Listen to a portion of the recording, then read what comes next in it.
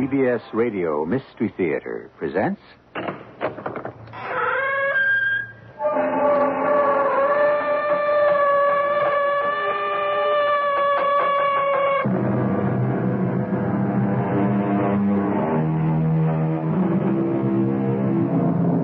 Come in.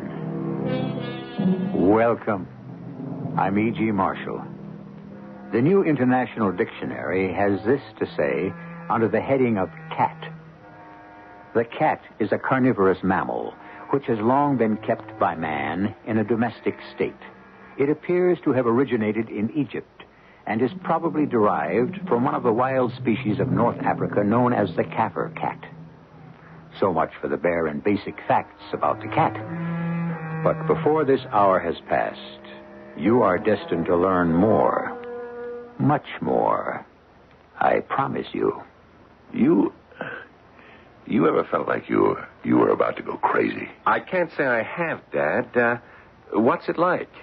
It's like standing in front of a closed door and not knowing what's on the other side. And wanting to know. And being scared to find out. Because what's on the other side can save you or kill you.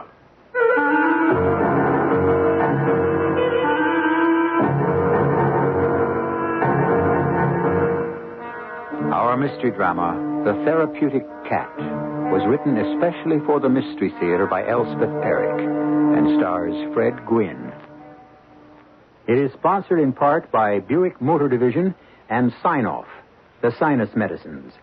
I'll be back shortly with Act One.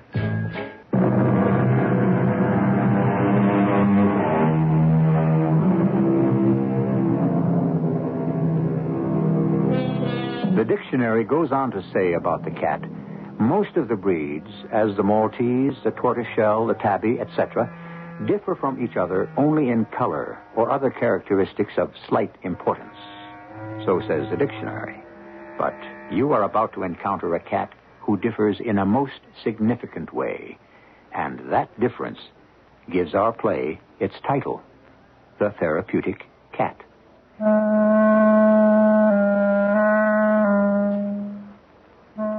Let me tell you about myself. My name is Henry Joyce. I'm 59 and a half years old. I have a lot of money, which I accumulated by my own efforts. I live in a big old house on the edge of town. The very house I moved into after I married the mayor's daughter. The same house where our son Jack was born. Now, Jack grew into a splendid boy. We sent him to the same college I'd attended. Then, when he was through college, he came back and went into business. My business. He did very well, and now he's president of the company. Came up the hard way, learned the ropes, and is doing a fine job. So it was only natural that the first person I should think of was Jack. Sit down, Dad. Yeah, right there. Yeah, that's it. Cigar? No. Giving them up? They don't taste good anymore. Oh, that's too bad. Food doesn't taste good anymore either. Daddy, are you all right? I mean, you're not sick or something, are you? I'm not sick, but I'm something. Like what? Like something. Huh. Well, what does the doctor say? He says I'm tense. I could have told him that. Well, what did he say to do about it? Golf. Hey, now, that's a good idea. Golf's a good game. I tried it. No good, huh? Terrible. Made me tenser than I was before. Jack, you ever feel like you're going crazy? Crazy? You mean like insane, that kind of crazy? No, I can't say I have. Well, that's how I feel. Oh. Do you think maybe it's Mom, huh? Maybe you still miss her? Oh, no. Well, your mother died 5 years ago. Well, you ever think of getting married again? Jack, I'm not going to try. It was all right when I was young, and then you came along, and I had the business to run.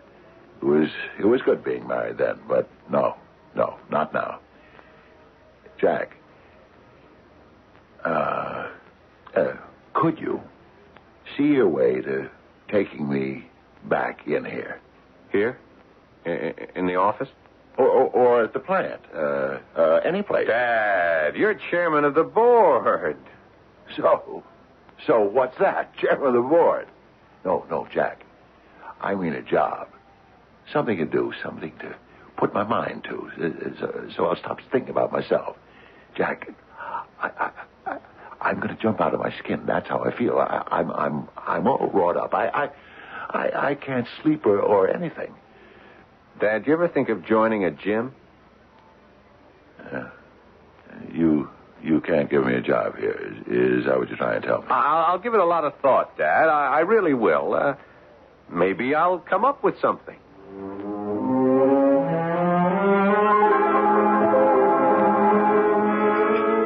Mrs. Bingham? Mrs. Bingham! Oh, yes, Mr. Joyce. Well, what's the trouble? Mrs. Bingham, these eggs are not 4 minutes. Oh, yes, they are, Mr. Joyce. I timed them. Look at that. The white's all runny. I timed them. I can't stand a runny white. Take them away. You want me to make you some new ones? Never mind. I couldn't taste them anyway. Oh. Now, Mrs. Bingham, don't cry. Please. It's nothing to cry about. Well, I know how you like your eggs, and I thought I timed them. I always time them. I don't know what went wrong. It's all right. Don't cry about it. I'm sorry. I didn't mean to lose my temper. Oh. For Pete's sake, Mrs. Bingham, don't cry. That just makes things worse. Don't you understand that? Oh, Mr. Joyce, I know you've been unhappy lately. After all, living in the same house with you, I noticed these things. Well, it's not exactly that I'm unhappy. Well, it's something. That's what I told my Jack, my son. It's something, I told him. I try to read books, even the newspaper, and the words all run together. I'll get jumbled up, and the words go spinning around in my head. Oh, Mr. Joyce. Oh, Mrs. Bingham, I'm finished. I'm all washed up. Mr. Joyce, I have to tell you something. I even asked Jack for a job. That was 2 weeks ago. He said he'd try to think of something, but I knew he wouldn't. He couldn't. And he hasn't. Well, that's what I wanted to tell you. Jack's coming over here to see you. He is? He's stopping by on his way to the office. How do you know that? I called him.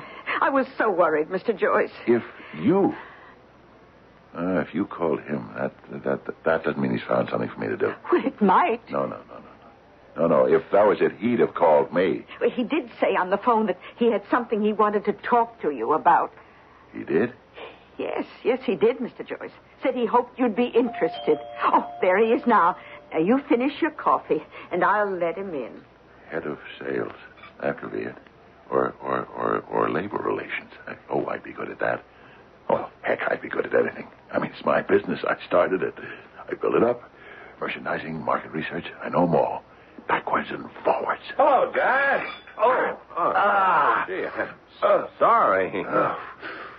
Coffee cup jumped right out of my hand. Did you burn yourself? That's all right. Hey, I startled you. That's all right. It's all right. I'll get a rag and clean it up. And I'll bring you some fresh. Jack, sit down. Are you sure you're all right, Dad? Oh, yeah, sure. I'm always dropping things. Sit down. Now, Jack, tell me. Mrs. Bingham said you'd come up with something. Yeah. What was it? Merchandising, market research? No, not those. Labor relations. I could do a job there. Dad, it's not with the firm. Not with the firm. Jack, what else do I know? If it's not with the firm, come on, Jack. What do I know? Dad, I was talking with a friend of mine, and we got to discussing, things in general, problems, and turns out his father found himself in the same position as you. A retired widower, very uptight. Yeah, go on. Well, he went to his doctor, this guy's father did, and the doctor came up with something. What? And it worked. Inside a month, it worked. What worked? A cat. What? A cat. You trying to be funny, Jack? No, honestly, Dad, he says it worked for his father, and he thinks it would work for you. A cat. I should get a cat. No, Dad. Not just get a cat. I mean, after you got the cat, you have to spend time with it. And Spend time with a cat. Jack, what the devil for? well, you have to follow the cat around, observe it. Whatever the cat does, you do. Now, the point is, Dad, the cat is the most relaxed animal in the world. And if you imitate the cat and get the hang of it, why then... Jack, get out of my house. And then, Dad, don't... I thought you came here to offer me a job, a good, respectable job. Dad, I'm sorry. It's something I could sink my teeth in. There isn't anything. And you tell me to get a cat and follow it around. Jack, get out of here. Dad, I only meant that... Get out of here. Get out of here. You and your crummy ideas. Yeah, I'll call you, Dad. Don't bother, Jack. Don't call. Don't come back. Don't do anything. Just stay away and don't have any more ideas. I'm sorry, Dad. A cat. A cat. Holy Moses. My own son. A blithering idiot. I began to worry about the business and if he could run it. I waited for the business to go on the rocks and I added that to all the other terrible things I expected to happen. I started to worry about money, though I knew perfectly well I had plenty. I worried about getting to sleep, so I didn't get to sleep. I worried about eating, so I didn't eat. I worried about going mad, and the more I worried, the more convinced I was that I was not long for this world. Hello? It is Henry Joyce. Yes? What about it? Really? You mean it? Well, yeah. Send it back. I'm sorry. I'm really very sorry. Oh, you got the phone, did you, Mr. Joyce? Yeah, it was the butcher. I forgot to sign his check. Oh, well, that's easily mended. Before him, the grocer phoned. I forgot to sign his check, too. And before that, the phone company and the gas and electric. The insurance company, too. Oh, did they call up? Well, you sent them the check for the mortgage payment, and the mortgage company called and said they got the insurance check. Did I sign either of them? No, sir. And you got the date wrong. Month or year? Both. I see. Mrs. Bingham. Yes? Do you know where I could get a cat? You said a cat? Yes, a cat. Oh, well, yeah. I suppose you could go to a store, a pet shop, and buy a cat. Yeah, I suppose I could. Oh, there are lots of strays. You could adopt one. Yeah, adopt one. Yeah. I tell you what, my daughter Denise, she has cats. She does? Oh, lots of them. She takes them in when people don't want them anymore, or she picks them up on the street and tries to find homes for them. You think she'd let me have one? Oh, she'd let you have a dozen. Oh, no. Just one will be enough. One cat.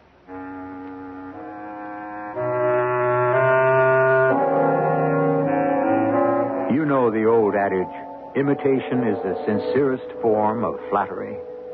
I'm sure it's true. But when it comes to cats, do you think they can be flattered? I don't. For everything about a cat suggests such utter indifference that flattery seems not only superfluous, but positively silly. I'll be back shortly with Act 2.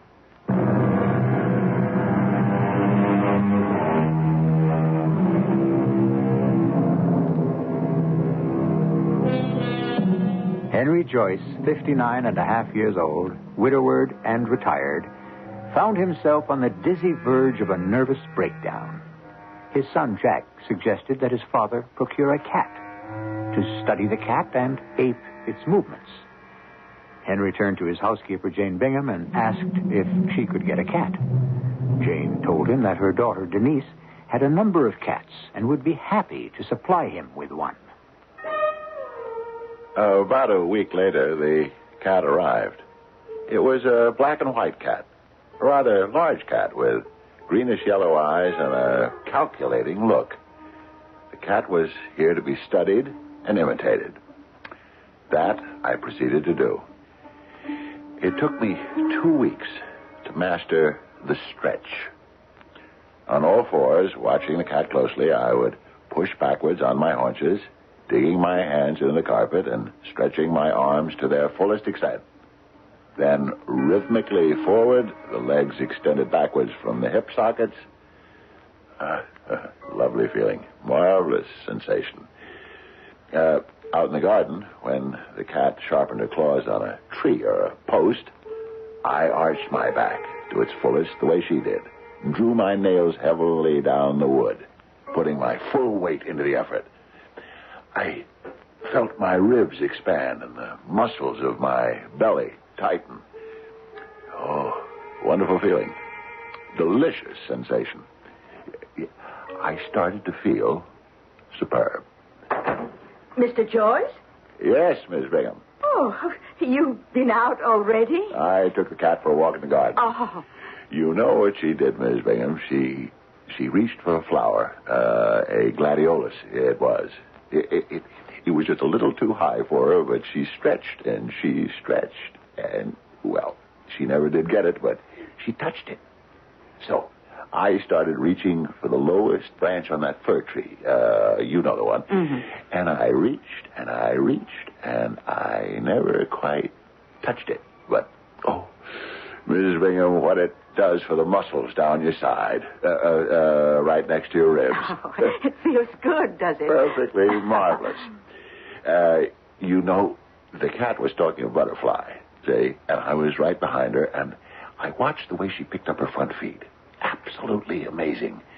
She holds each foot up before she puts it down on the ground. She lets it hang limp from the elbow. Then, when she puts it down, it's so cautious, so deliberate. No hurry, no rush, just care and all concentration.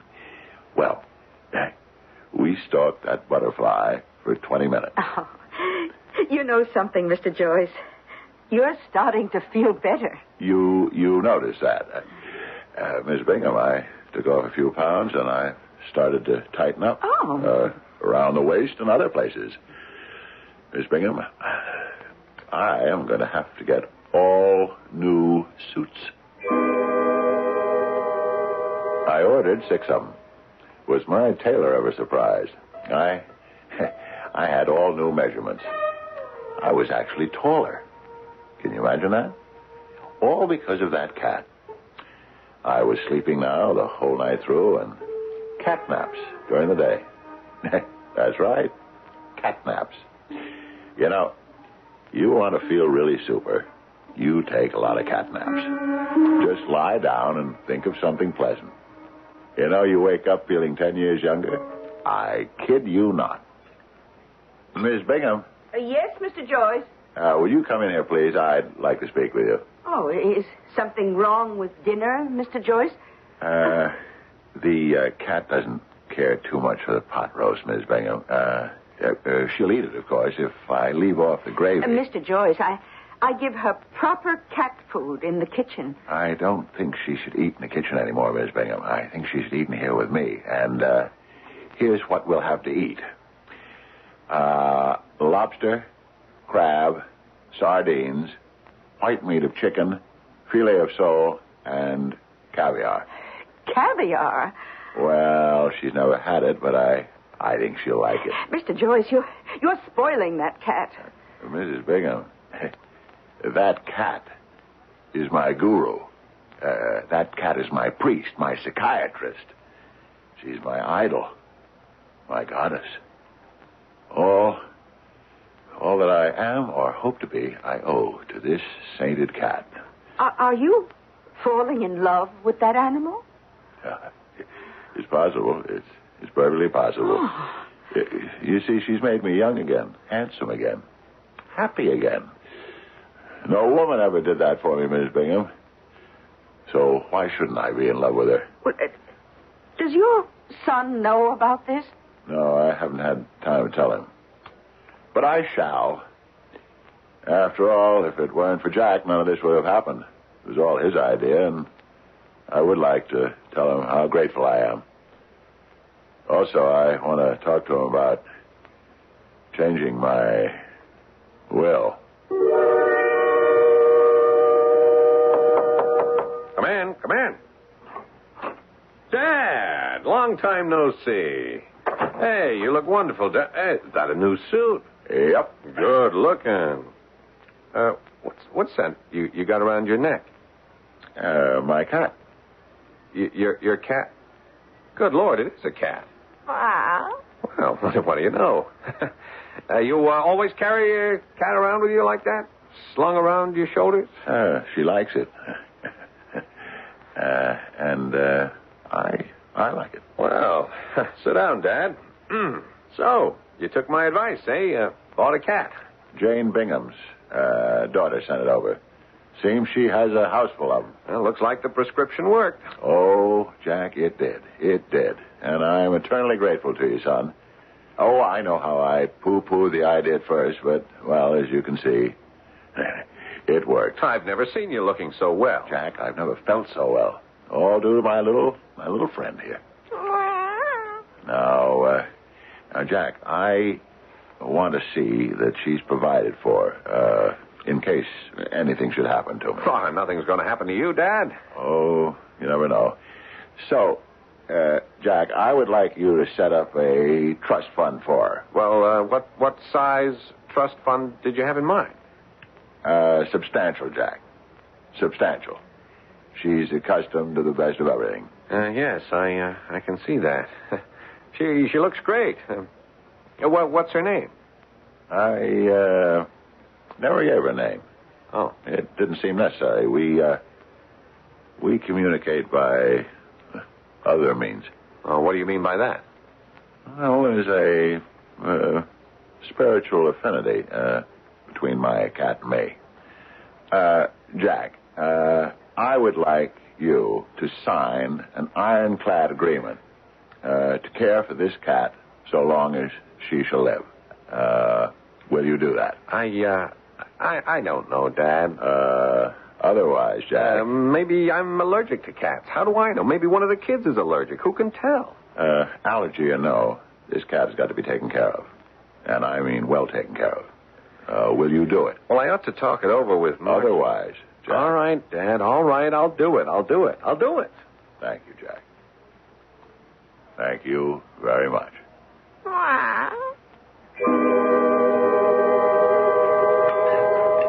It's mackerel, darling. Don't you care for it?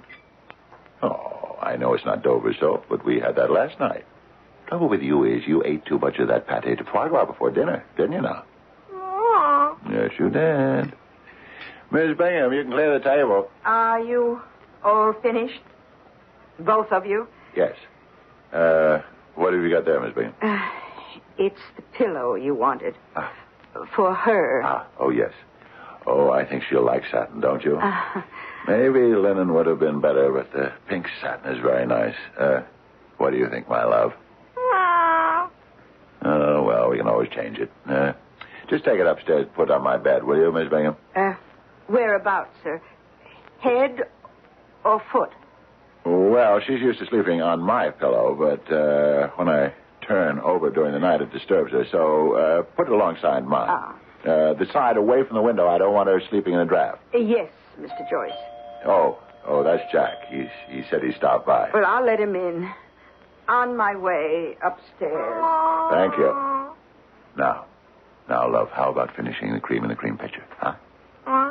You want me to pour it into the saucer for you, darling? Maybe that would be better. Hey, evening, Dad. Oh, hello, Jack. How's the cat? She's hardly touched her dinner, but generally speaking, she's just fine. Dad, I brought over your copy of the agreement. Oh, fine. Just put it down there, will you? Till she finishes her cream. Everything's set, Mr. Joyce. I put the pillow on the right-hand side of the bed next to yours. Oh, thank you, Miss Bingham. Jack, would you excuse me for a minute? I'm going to take this sleepy little thing up to bed. Be back in a minute. As I carried my wonderful cat upstairs, I could hear Miss Bingham and Jack talking in horrified low tones. Pillow? What pillow? For that animal. Pink satin. On his bed. Next to his pillow. That is incredible. Mrs. Bingham, Hmm? do you know what this piece of paper is? It's an agreement I've signed to take care of that cat in case anything happens to him. I smiled to myself. Poor ignorant people. To them, a cat was just a cat. To me, a cat was, well, at least this cat was the sun and the moon and the stars. The breath of life. The joy of living. My heart was beating fast. I dared not switch on the light for fear of disturbing my sleeping angel. I felt my way to the bed and quietly put my darling down on her new pillow. Carefully, I lay down beside her. My voice was gentle when I spoke. Sleeping, my love? Ah, is that you, Henry? What? What? Oh, I've been waiting for you. Who are you?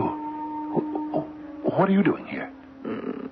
I love my pink pillow.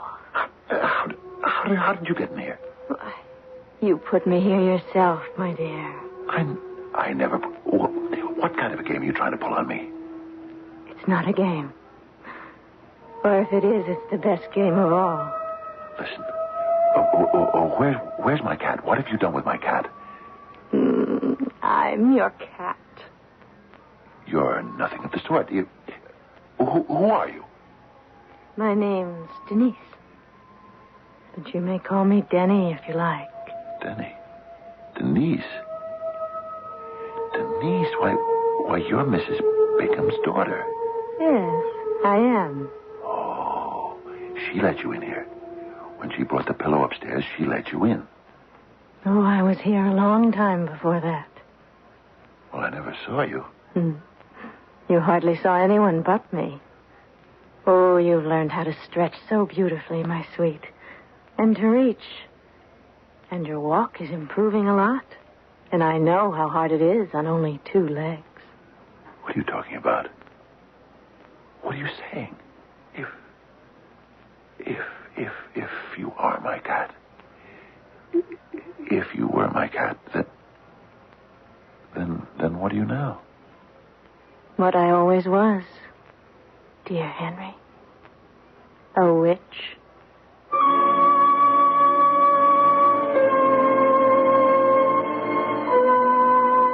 Margaret Elmore, Mother Shipton, Rachel Pinder, the Duchess of Bedford. What do all these ladies have in common? All were thought to be witches. Oh, yes, add to that list frizzle hair, finger of White John's daughter, and great blue eye from Moy. I'll be back shortly with Act 3.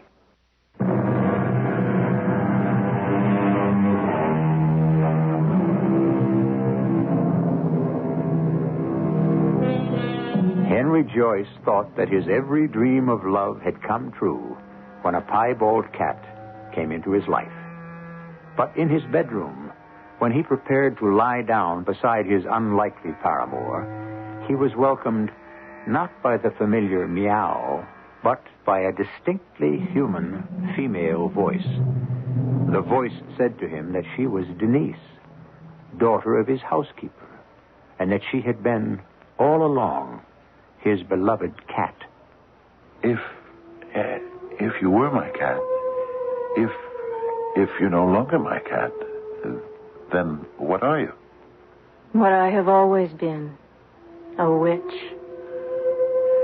Stay right where you are. I'm going to turn on the light. Good Lord. Good Lord. What did you expect? A toothless old hag. You're so young. So beautiful. You don't know much about witches, do you, Henry? I don't believe in witches. And even if I did, I wouldn't believe a witch could turn herself into a cat and back again. Oh, what about the mackerel for dinner? What about the pâté de foie gras before dinner? Well, you must have been in the kitchen with your mother. You heard me talking to the cat. I was the cat. I am the cat. I can be the cat again any time I feel like it. No. Your mother must have told you about the cat and me. My mother doesn't even know I'm here. Your mother doesn't know you can be a cat? There. See? You're beginning to believe me. Then your mother's not a witch. Mother's a white witch. White witches only do good things. I'm a black witch. You do bad things? If I wanted to, I could be a gray witch. Then sometimes I'd do good things, and sometimes I'd do bad things, depending on how I felt at the time. I'd be a gray witch for you, Henry. Would you like that? I don't know. I just wish... What do you wish, Henry? No, I wish I had my cat back. Just the way she was. Oh, I couldn't stand being a cat any longer. I loved you too much. Why'd you have to change just now? Because it's time. Time? Time for what?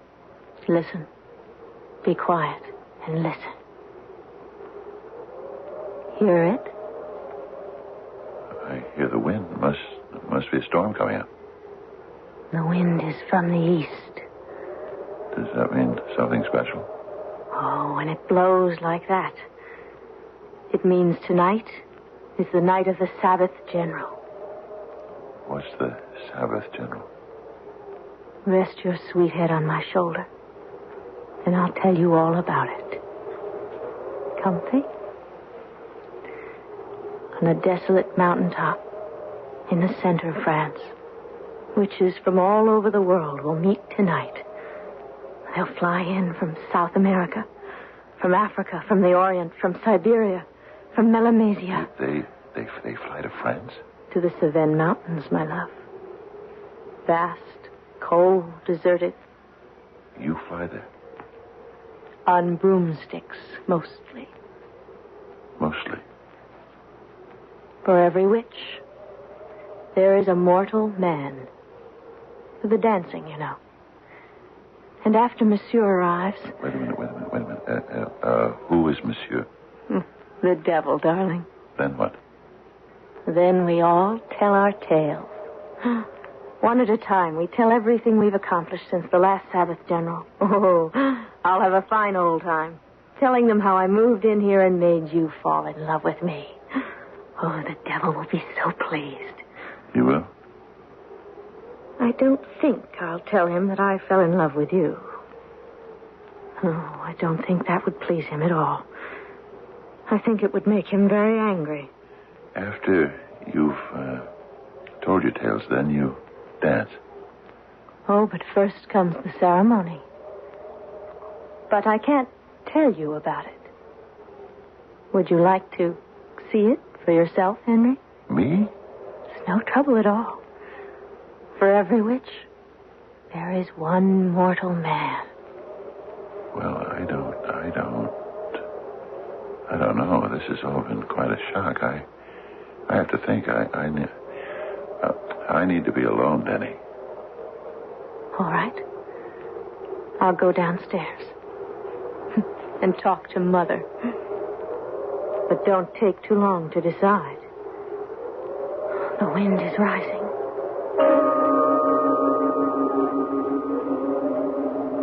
I lay there and stared at the ceiling. I was in a sweat. Everything had changed. So suddenly, so drastically, so peculiarly. I arose from the bed and started down the stairs. But at the foot, I paused. I heard voices. You and your filthy, dirty tricks. How could I ever have brought you into this house if I had known? Mother, I love him. Love? What do you know about love? True. I didn't love him at first. You wanted his money. Yes, I wanted his money. And I thought what a good, dirty trick it would be to tell the devil at the Sabbath General. Oh, how he'd laugh. I've told you 1,000 times to stay away from those places. But when I got here, he was so good. So kind, so sweet. What do you know about goodness and kindness and sweetness? I learned from him, Mother. You think only white witches can understand things like that? And besides, oh, he's so attractive. You don't know the meaning of love, Denise. I do. I do now, Mother. I even offered to become a gray witch for him. What do you think of that? You couldn't be a gray witch. There isn't an ounce of goodness in you. There could be. I try so hard. For him, I could change. For him, I could do anything. Denise, I forbid you. Stay away from that man. I can't. I love him too much. You'll ruin him. My mother. Mother, you're in love with him yourself. You're an impertinent young woman. Of course. Why didn't I see it before? The way you look at him. The way you wait on him. Oh, that's my job. Oh, you must have been jealous of me all these weeks. Jealous of a poor little piebald cat. Mewing around the house. You had to cook fish for me, didn't you? And you hate fish. Stop it. Stop it, Denise. Oh, how you must have hated me, Mother. You must have wanted to scratch my eyes out. If only I had. You do love him. Yes. Yes, I love him. I love him with all my heart. You should have seen him when I told him about the Sabbath General. I could turn into a gray witch. If you can do it, I can do it. You'd do anything, wouldn't you? Any dirty trick in the book. Anything to get your claws into him. Yes. Yes, I would. Anything. Well, you can't have him. He's mine. No, he's not. He's mine. He's not. He's mine. I was appalled. Well, absolutely appalled. Standing there in the hallway, clutching the pink pillow in my arms, I thought of rushing in and trying to stop them, for I was afraid they might harm each other. But I'd never heard such ferocity before. But then, of course, I'd never heard two witches talking before, and frankly, I was not sure of what they might do to me. In my confusion and my bewilderment, I reached for the telephone and called my son at his home. I told him it was imperative that I see him right away, and he said to come right over. Oh, come in, Dad. Oh, thank you, son. Where's your cat? What? You always wear your cat around your neck. There's no more cat, Jack. Something happened to the cat? Jack, the cat is Mrs. Bingham's daughter. How's that? She's a witch. Come on into the living room, Dad. I'll get you a brandy. Now, you just sit down there. You know, when you were at the house, you brought that paper over. Yeah? And I went upstairs. Well, Jack, there was a woman in my bed. No cat. A young woman. Here's your brandy, Dad. I guess you're surprised to hear this. I know I was surprised. I can imagine. Jack, it seems that all along, my cat was Denise Bingham. Denny for short. Jack, you remember I told you the cat came from Mrs. Bingham's daughter's house originally? Drink your brandy, Dad. Well, at first, I didn't believe her when she said she was a witch and could turn herself into a cat and back again. But, you know, then I started to listen to her, and oh, she has a lovely voice. And it all started to sound somehow credible. Mm-hmm. Denise says she could make me a wizard. You see, for every witch, there's a mortal man. She could take me, Jack, with her to the Sabbath General. But it has to be tonight. I don't think you should go anywhere tonight, Dad. I told her I would think about it. I think you should stay here with us tonight. But the wind is rising. Come on, Dad. Let me take you upstairs. The guest room is empty. Wait a minute. Wait, Jack, I have to tell you what happened next. You mean there's more? Denise went downstairs to talk to her mother. Her mother's a white witch, by the way. Uh-huh. And after a while, I went downstairs, too. Jack, I heard them talking, arguing, fighting. Actually, Jack, do you know what they were fighting about? No, I don't. Me. They were fighting about me.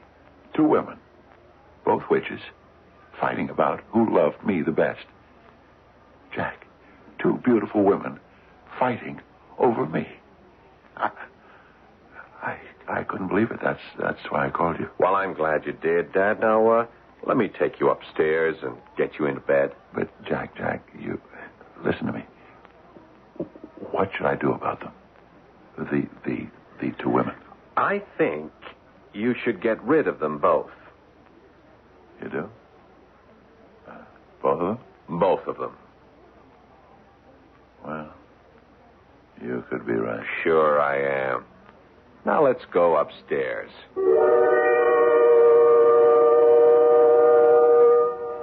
I lay in bed and I wondered.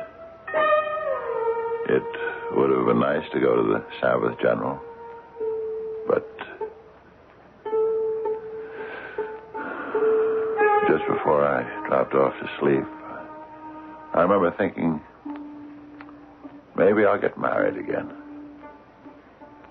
But then I thought, before I do anything, I'll get me another cat.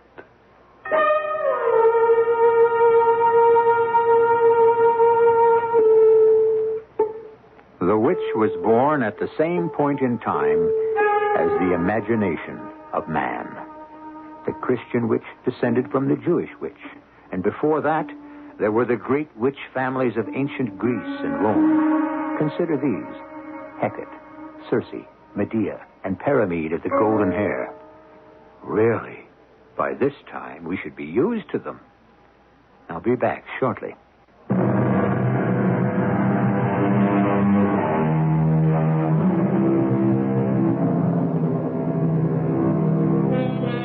Can your cat shed her feline shape at will and become a witch? There's no use asking her. She won't tell you. But if I were you, I'd watch her very, very carefully, particularly on nights when the wind is rising in the east. Our cast included Fred Gwynne, Paul Hecht, Bryna Rayburn, and Jada Rowland. The entire production was under the direction of Hyman Brown. This is E.G. Marshall inviting you to return to our Mystery Theater for another adventure in the macabre. Until next time, pleasant dreams.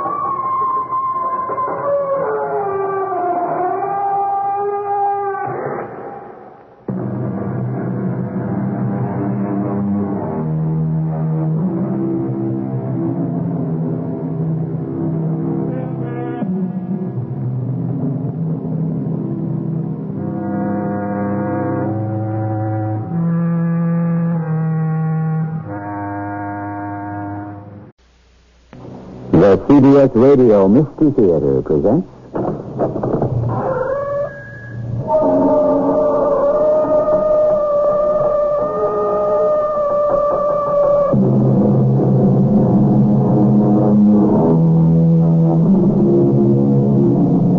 Come in. Welcome. I'm E.G. Marshall. As the poet says, a promise made is a debt to be paid.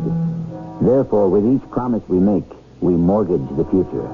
But unlike the future of the universe, which is infinite, the future of man is quite definite and limited. Therefore, we would do well not to pledge more than we own. After all, we cannot expect to live forever. Or can we? You say you were awakened by this burglar? Yes, Lieutenant, and I can identify him. Well, how? It was dark. Yes. You couldn't see his face. He was wearing a mask. Yes. You couldn't really get a very good look at him. That's right. Well, so how can you possibly identify him? There's something about him. I'd know him in a minute.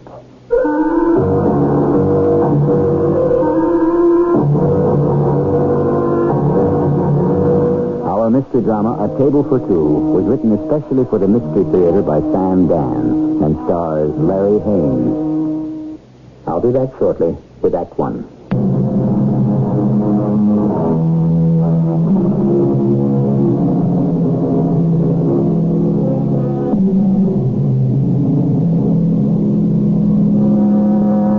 The French call it je ne sais quoi, And I myself don't know quite what it means, which is literally true, because that's exactly what it means. Have you got that?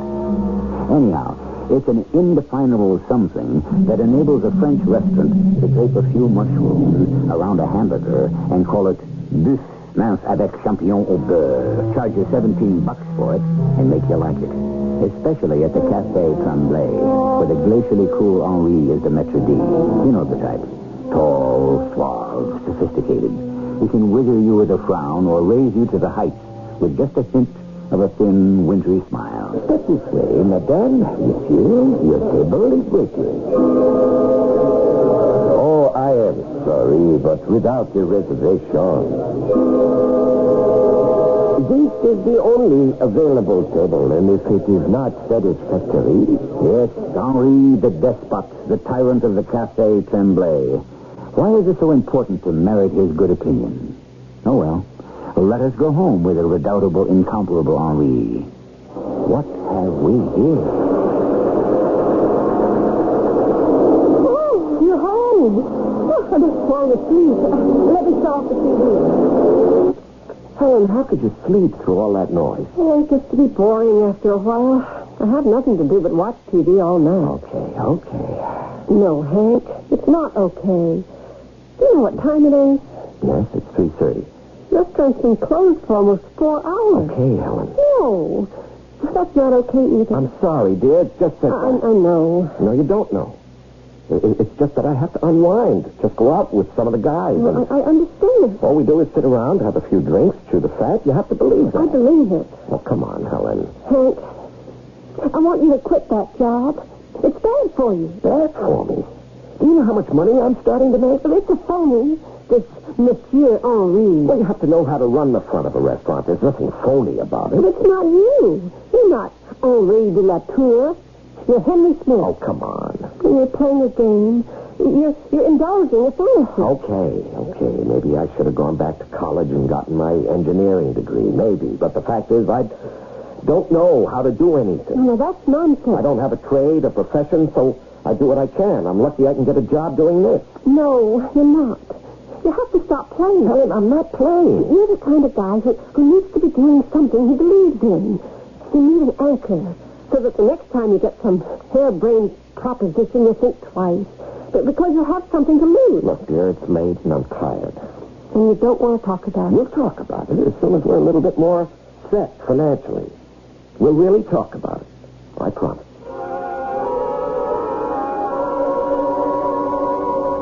Now, let me see if I have all this right. Your name is Patterson? Patterson with 2 T's. Margaret Patterson. Mrs. Neville K. Patterson. My husband is in London. And just a half hour ago? On business. You were awakened by the sound of a man. No, I wasn't awakened by the sound. He didn't make any sound at all. I wasn't really asleep. And I became aware of someone in the room. Can you describe him? It was dark. He was wearing a mask. I was so frightened. Tall, short?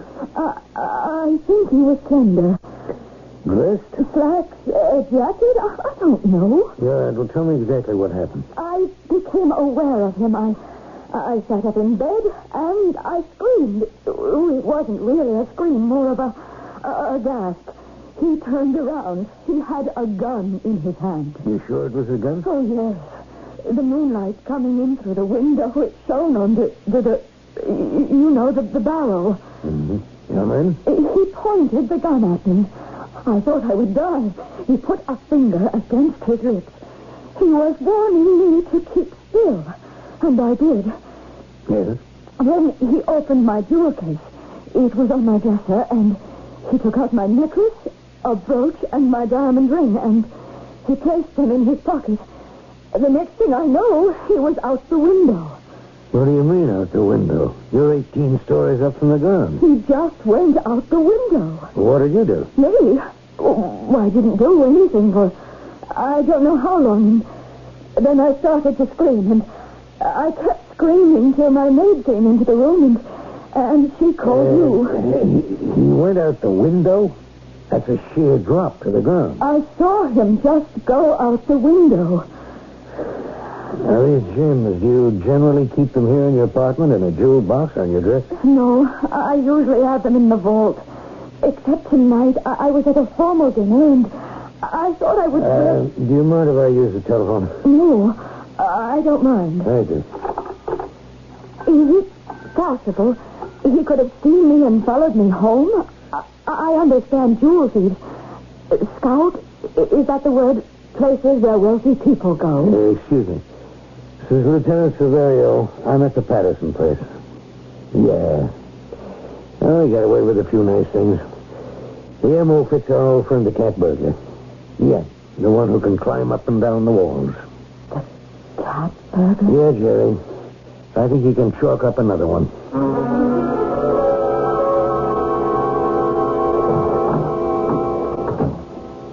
Good morning. Oh, Helen. Helen, you don't have to wait up for me every night.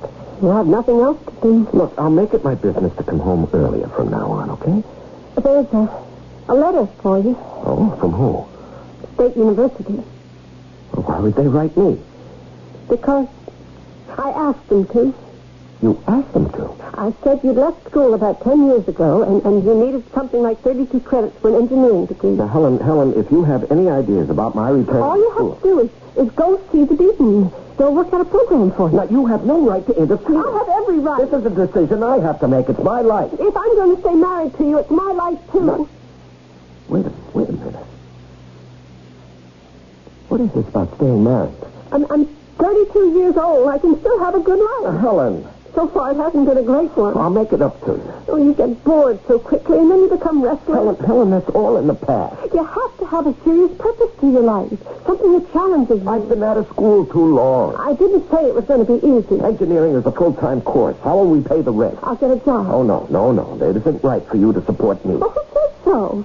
Hank, you know, all you ever wanted to be was an engineer. Now, that's true, isn't it? Well... Now, you see, you really don't have any argument.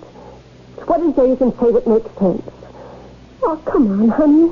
Let's turn things around. Now, while there's still time. I'll think about it.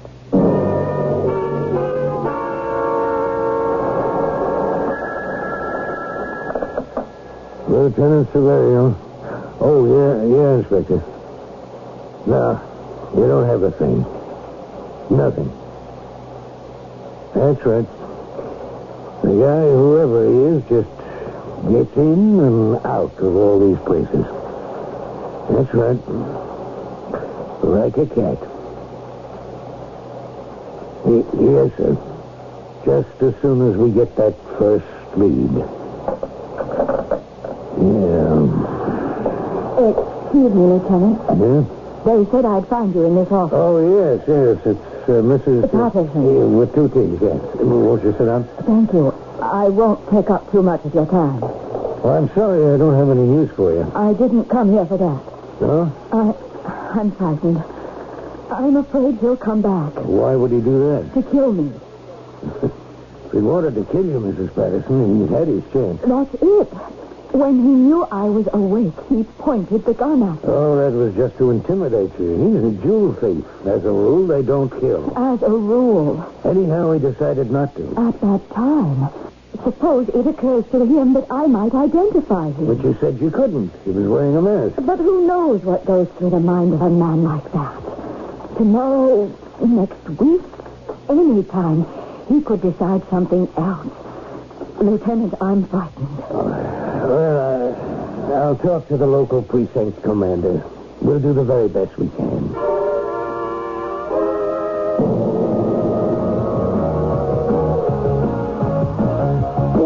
Will you turn that thing down? What's the matter? I can't even hear him so thick. What do you want me to do? You never take me to no places.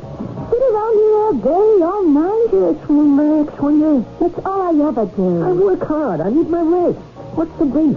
I'll give you plenty of dough. You go shopping, go to the movies, museums. What would I do in a museum?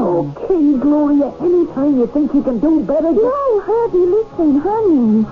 What I'm asking, just take me out sometimes. It's a real fancy place. Yeah. Well, we're talking. I can wear my new dress, and that makes dough. Uh-huh. Here, the society page. Look at these dames. Everyone's a millionaire. Is anyone better looking than me? Can any of them wear clothes like me? Having dinner at the Cafe Tremblay. Mr. and Mrs. H.P. Powell III. Here, look. All these dames, not one of them can hold a... You're not even looking. Pictured here with Al Reed, the popular maitre d' with Mrs. Forrestal Timberlake. Look at her. Look. You won't believe it. Kate, look. You've never seen a hag like this in your entire life. Well? Hey, what are you staring at? Happy? What do you know about that? What do I know about what? How'd you like to put on that great gown of yours and make it? Do it all upright. What for? Mr. Herbie Lister shall escort Miss Gloria Hoover to dine this evening at the Cafe Tremblay. The Tremblay? Where did he come up? We got the price. Do you realize you gotta be somebody special to get in there? Oh, I'm somebody special. You gotta make a reservation. You just don't walk into a place like the Cafe Tremblay. It's like you need a magic word to get in there. Yeah, that's right. And I know the magic word. Good evening. Monsieur has a reservation? No, monsieur does not have a reservation. Well, in that case, I'm so sorry, but we shall be unable to accommodate monsieur this evening. We'll take that empty table over there. Is that okay with you, Gloria, honey? Once again, I must explain to monsieur that without the reservation... Monsieur Henry, I got something that's even better than a reservation. Indeed. Yeah, a number. Number?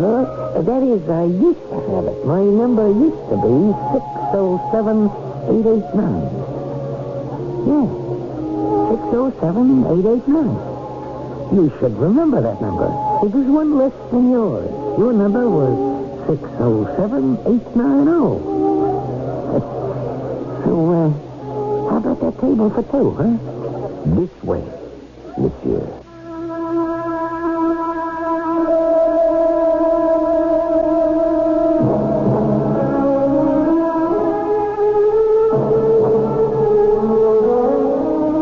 What manner of magic numbers are these that they can bring an aloof and autocratic head waiter to heel? Obviously, these gentlemen know each other, but what can they possibly have in common? Well, what all of us will have in common is the second act that is about to arrive here shortly.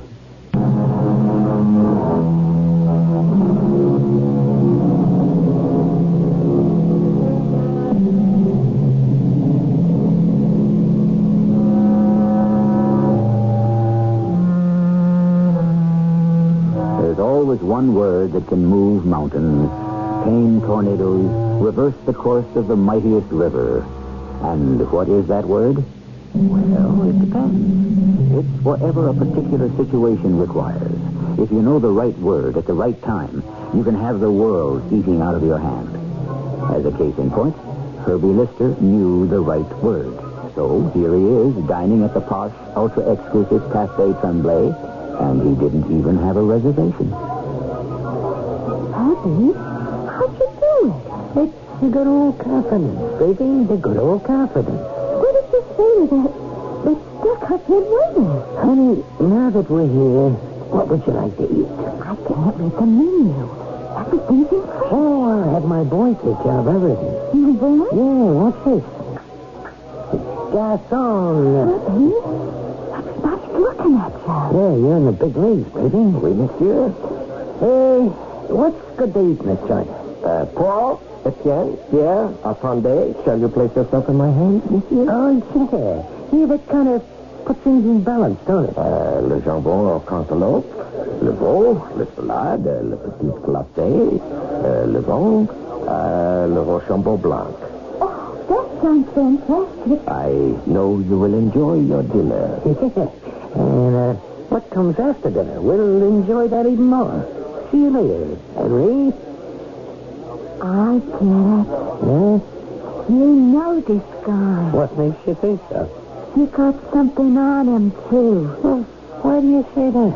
You're making him jump through a hoop. So why is he hiding still for it? Some little girls ask too many questions.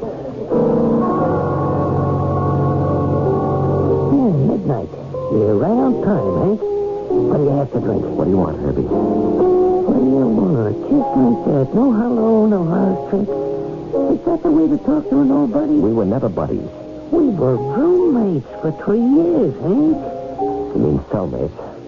Well, you're doing good now. Yes, I can see. All right, Herbie, what do you want? That dame used to come up to see every Sunday. What was her name, Helen? We're married now. Oh, that's nice. What do you want, Herbie? What are you knocking down in that grease joint? Now, look, I don't have all night. Okay. Average guy slips your friend? Now, you got him trained, so who's to solve it? But what's it add up to in the end of the year, huh? 20, 25? Okay, 30 grand. Now, listen, Herbie, I don't... 40 grand. But you gotta pay taxes, Hank. Uncle knows you get big taxes. All right, get to the point, if there is a point. You sure don't know how to talk to an old pal. Now, who are you kidding? We never even liked each other. Well, that's why we got along so good, Hank. I'm gonna give you a chance of a lifetime. Oh, yeah? Yeah. How'd you like to go into business?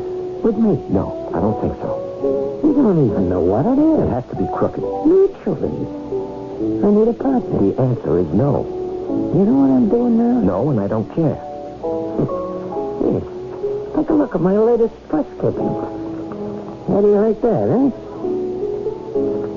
Cat burglar. You're the cat burglar? Why are you telling me? I could tip off the cop. Sure, but then I could let it be known that you used to have a number. 607-890. And then how many frogs' legs would you serve in that phony joint? Okay, Herbie, what do you want?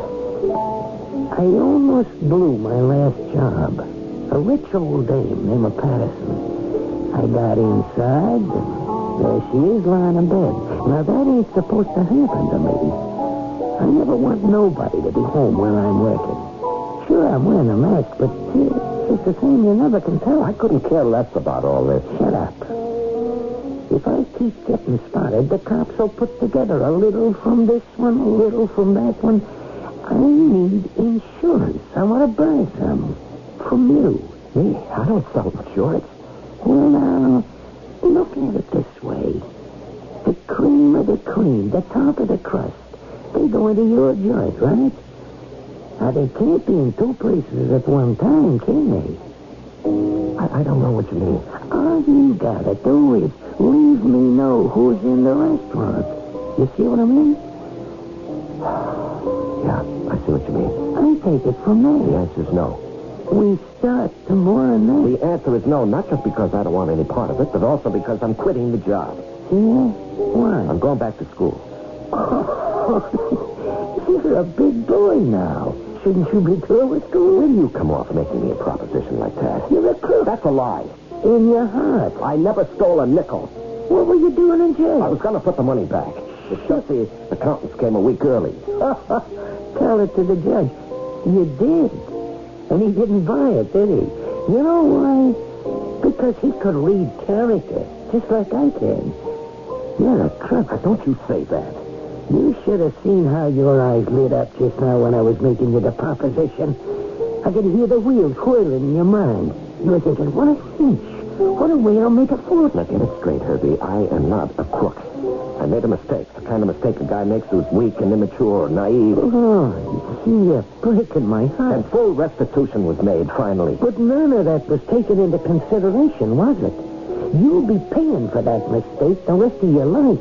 You're an ex-con till the day you die. Grow up. Wise up. You're on my side of the fence. Whether you like it or not. No, I won't. I promised my wife I won't. You're too good to be true. You're turning me down, not because you really want to. Because you promised your wife. Now, look, if I don't quit that job and go to school, she's going to leave me. You really want to go back to school, huh? That's right.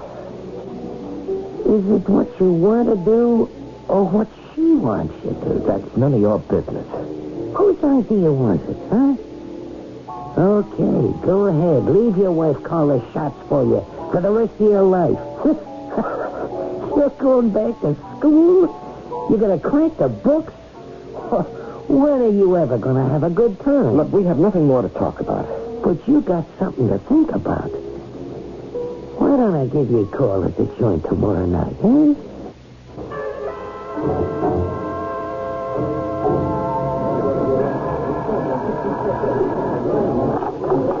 Le Café Tremblay, Henri speaking. So that's it. Well, you thought about it? Yeah, I guess you did. So tell me, who's in the joint that would be of interest to me tonight? Mrs. Perry Youngblood. Yeah? How long do you figure she'll be there? 2 hours. Okay, partner. We're in business.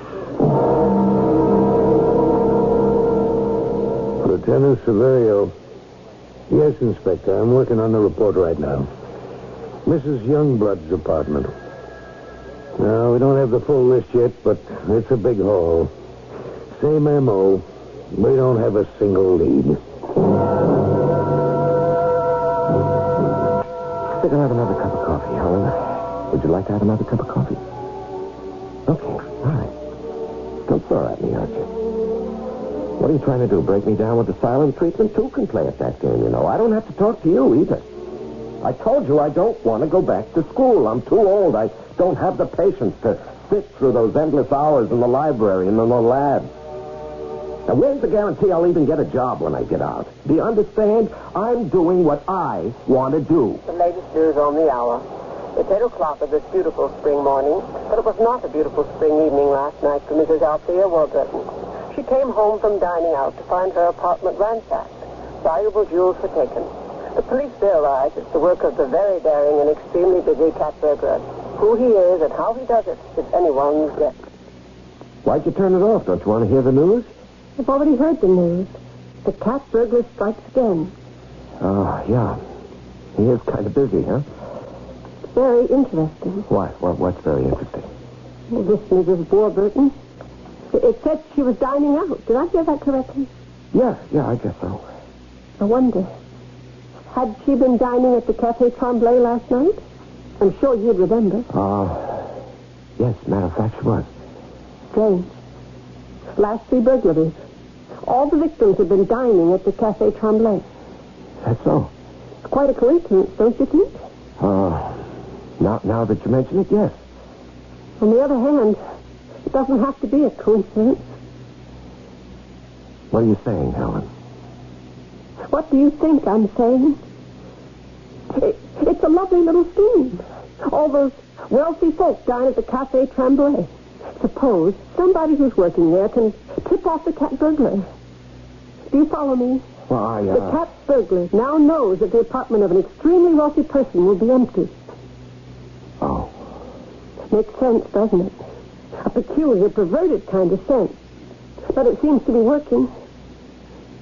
How many people are employed at the cafe at night? About 25. Well, one of them is the cat burglar's accomplice. Now, Helen. It's you, isn't it? Me? Well, how could you even think of things? Henry, tell me the truth.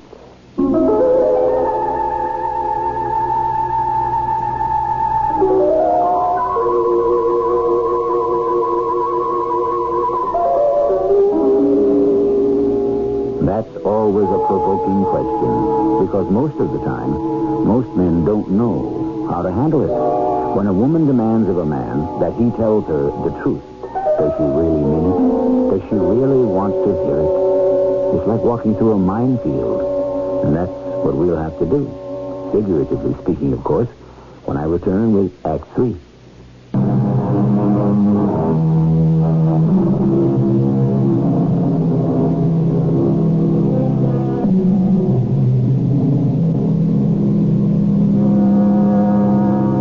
I speak truth not so much as I would, said the French philosopher, but as much as I dare. From which we must conclude that Speaking the truth can be a hazardous business. How often is a man, and a woman too, placed in a position where the truth may be dangerous? A lie can be fatal, and silence is impossible. The truth, Henry. Tell me the truth. How could you accuse me? I remember that nasty little cellmate you had. I never want to talk about him. What was his name? Oh, yes. Herbie Lister. Helen, what is all this? He was in there for burglary, wasn't he? Herbie Lister and I couldn't stand each other. We hated each You other. refused to answer my question. I did answer it. How? By evasion? I said, are you the cat burglar's accomplice? How can you ask me such a question? All right. I'll answer it for myself.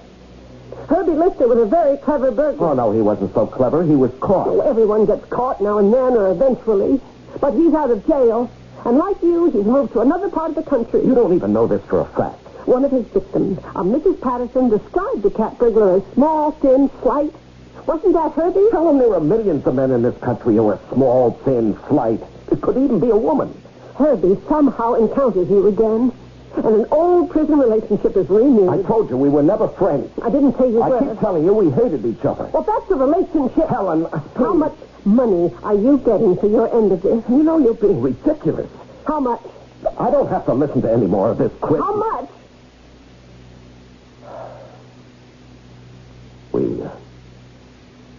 We split. 60-40. You must have piled up quite an amount. None of it has been fenced yet. None of it has been fenced yet. Listen to this conversation. This casual discussion of burglars and receivers of stolen goods. Helen, you have to understand. No, I don't. I'm leaving you, Henry. Oh, no, Helen. I'll go stay with my mother for a while. Please, listen to And me. then I'll get a job I'll get a divorce. You can't leave me. I see it now. You always counted on me. You always felt you could do as you pleased because no matter how I felt about it, I wouldn't walk out on you. I'm weak, Helen. I'm no good. No, that line doesn't go anymore. My answer's supposed to be, no, darling, you can be strong. There's good in you. You love me, Helen. You can't deny that. Well, that's true.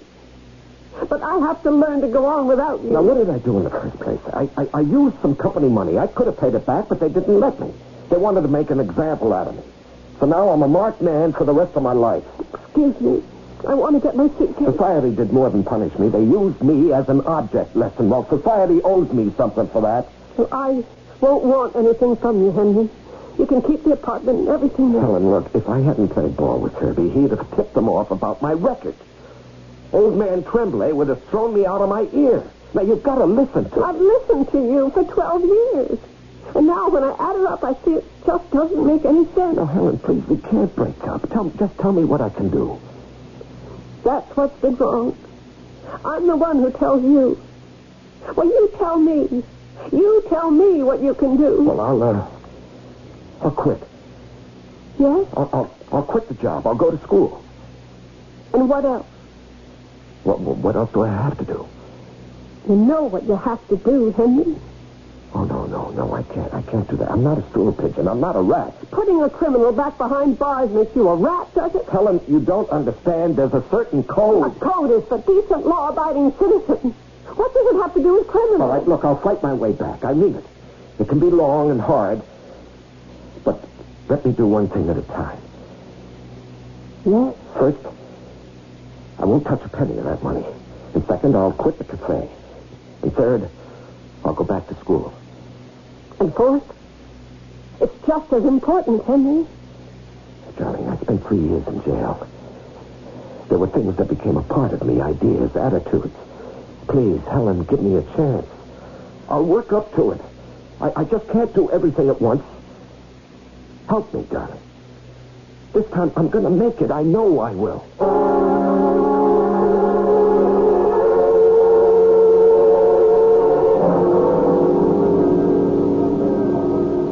So that's it, Herbie. If my mind is made up, I'm quitting. I think we need another drink around here. Bartender, same way. No, none for me. I'm leaving. You think you're going to quit, huh? I don't think. I know I'm going to quit. You think? Well, now, how can I explain that to you? Explain what? Explain that nobody quits the organization. What organization? What do you mean, what organization? How many do you think there are? The organization. I'm not a member of any organization. Oh, that's what you think. How do you suppose I operate in this town? You think I just come into a place and start to steal without so much as a by your leave? This territory belongs to somebody. You have to ask for permission and pay for it. None of this is any concern of mine. Oh, it is. The organization likes the way I operate, and you're a part of that way. This is a free country, and I have a right to do whatever... You're talking like a chump. If you quit working at the cafe, I'm telling you right now, the organization isn't going to like it. Oh, yeah? Well, what are they going to do to me? Maybe nothing. So? But they might do something to somebody else. To somebody who's close to you.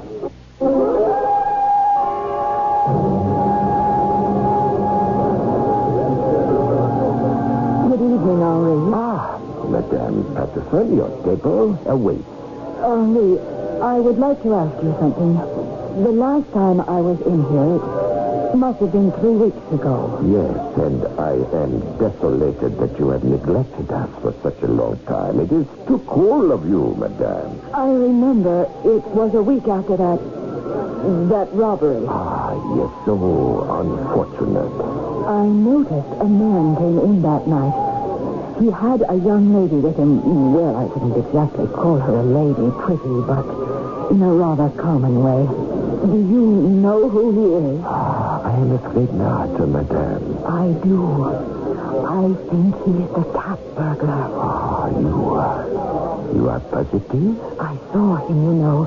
He was wearing a mask, but this one had that same thin, nervous appearance. Madame, that might describe a million men. That night, he looked at me in my bedroom and he said, "Shh." And it was the way he brought his finger to his lips, that quick motion. I know it anywhere. Oui, madame, but so many people come in here, you know. Oh, I was afraid of that. And besides, why would a person of that nature come to a place like this?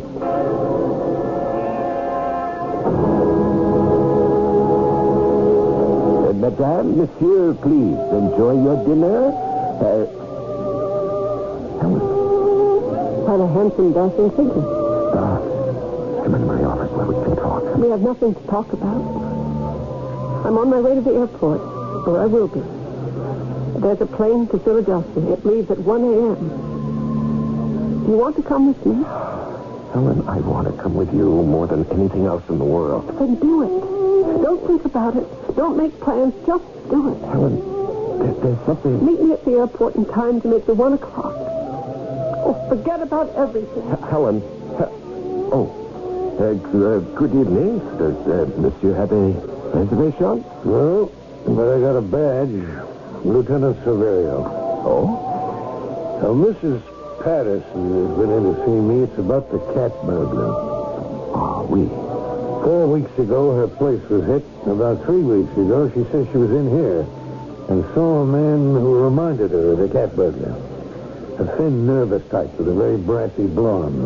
Didn't look like any one of the regulars here. Well, monsieur, why would I remember him? For that very reason, he'd be so out of place. A thin, nervous man with a blonde companion. No, Lieutenant, I do not recall this person. Well, you think very hard. If anything occurs to you, give me a call at headquarters. Here's my card.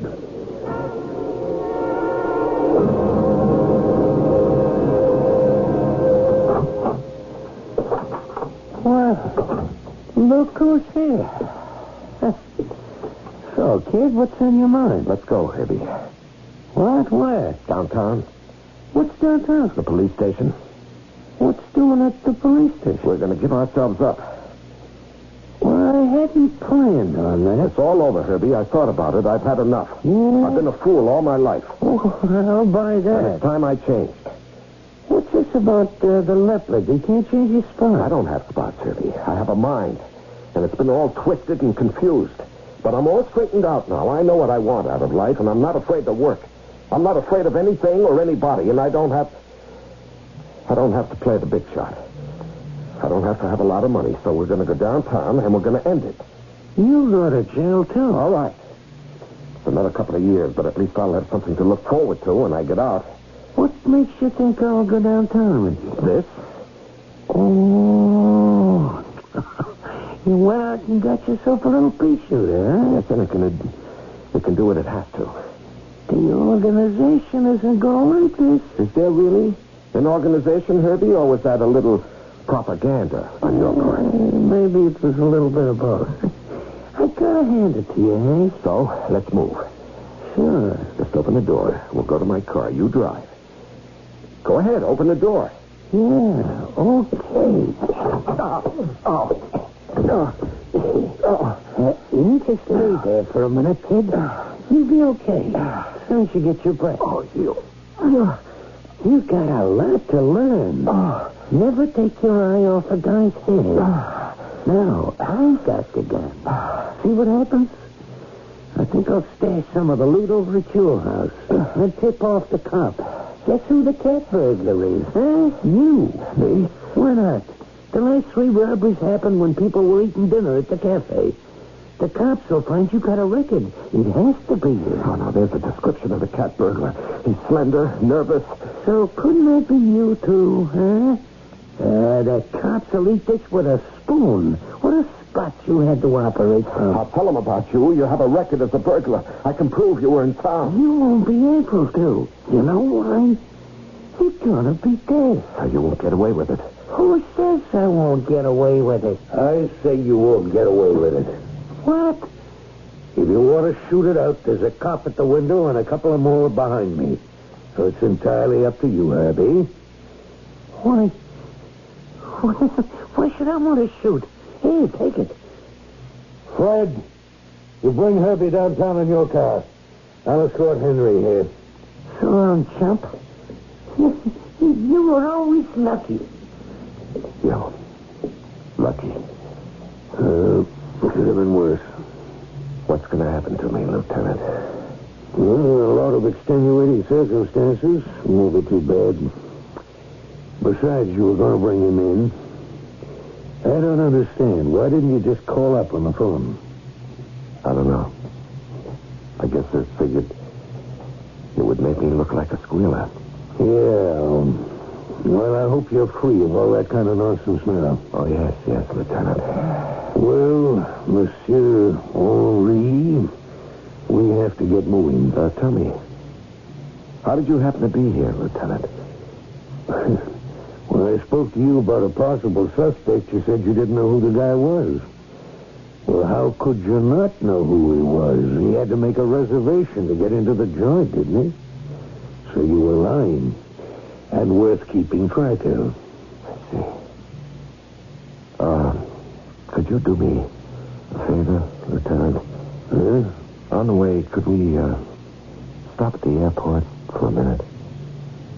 I have to say something to somebody. Yeah, we could. And, Monsieur Henri, if you will step this way, I have a reservation for you.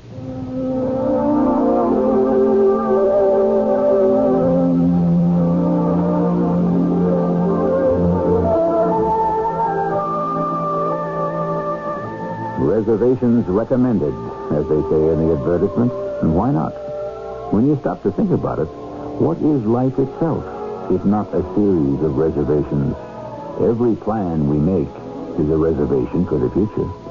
And like most reservations, ours can be canceled without notice. We, however, can safely make a reservation to meet here again in just a few minutes.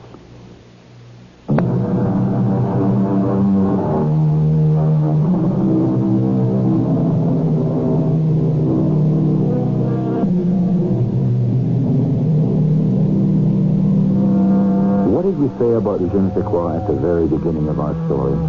Well, whatever it is, it's perhaps the most important thing in a world that is obsessed with style rather than substance. It's not who you are, but who people think you are that makes all the difference.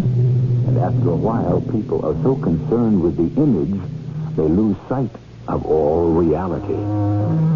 Our cast included Larry Haynes, Ann Williams, Court Benson, and Catherine Byers. The entire production was under the direction of Hyman Brown. This is E.G. Marshall inviting you to return to our Mystery Theater for another adventure in the macabre.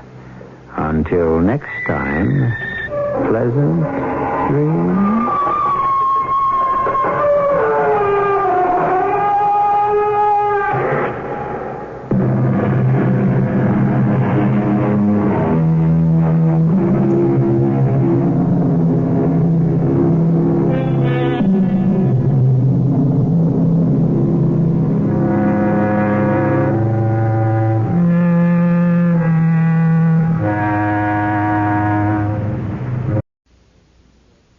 The CBS Radio Mystery Theater presents...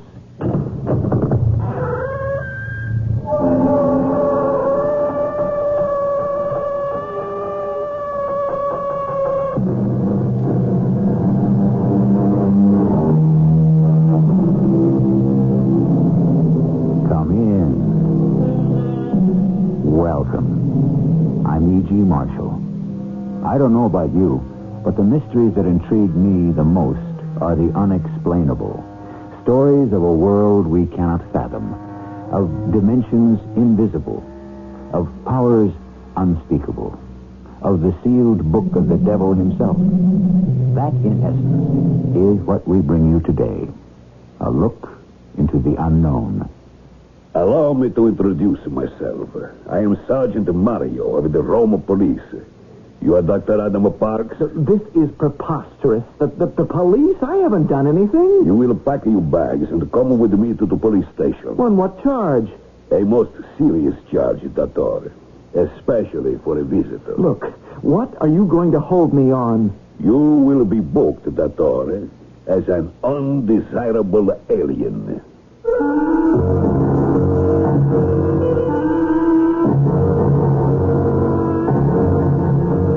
Our mystery drama, The Other Soul, was written especially for the Mystery Theater by Gerald Keane and stars Russell Horton and Mandel Kramer.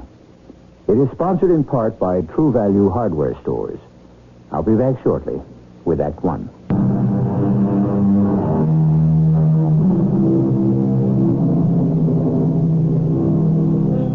What most of us don't realize is that the past and the present are one. That time, as we know it, hours, days, weeks, years, are man-made divisions. And nowhere in the world is one more reminded of the long passage of man than in the Roman catacombs. 50 years after Christ, the first Christians were buried in those subterranean cemeteries. But even today... Well, I'm getting ahead of my story. Let Dr. Lawrence Kane tell it, for he knows it well. I'm generally called Larry, even by my patients. None of that Dr. King stuff for me. I have a partnership with Adam Parks, and when this year's medical conference was to be held in Rome, one of us had to stay behind and take care of the practice. So, Adam went. The last postcard I received from him said, "Today I'm going to visit the catacombs." Let us all please stay together in these catacombs. I don't want to lose anybody. Follow me a destra to the right. These steps are cut into the rock. We are now coming to a gallery. Watch your step. Hold on to the railing. Excuse me. Scusi? How many people would you say are buried in these catacombs? I'm going to describe, just to listen. Everybody stop, please. The first Christians who were buried here had to be in secret. The religion was new and forbidden. These cavities are cut into the rock. They are called loculi. Sir, are they all the same size? Please, the size of the cavities according to how big the body. Centuries ago, after buried, the cavity closed up, hermetically sealed with brick or marble or slate or stone. Follow me. I beg your pardon, but I happen to hear you asking the guide many questions about the catacombs. Are you English, sir? No, I'm an American. I'm very interested in the history of Rome. If you'll excuse me asking you a question, the lady you're with, who's standing right there, she looks very pale to me. I suggest you take her right away up into the air. Just a moment, sir. This lady wishes to give you something. Give me something? Here, take this. What is it? Take this card. Well, where's the gentleman you were just with? I told him, madam, you're very pale. I suggested the air here in the catacombs is not too good for you. You see, I'm a doctor. I can see you're being affected by this stale underground air. Please. Oh, where is he, the gentleman? Did he rejoin the tour? If you value your life, you must take this card.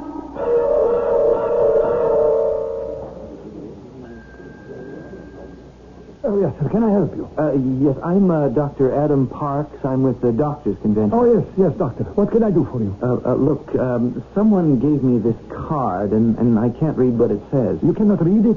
Well, I was in the catacombs this morning, and a lady gave me this card. You see, I don't speak Italian, so I thought if you wouldn't mind, perhaps you could just tell me. Oh, of course. Give it to me. Oh, it's very fancy. Written in red ink.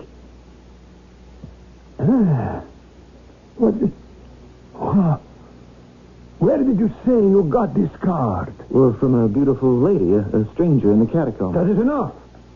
Don't say any more. What's the matter? You must leave this hotel.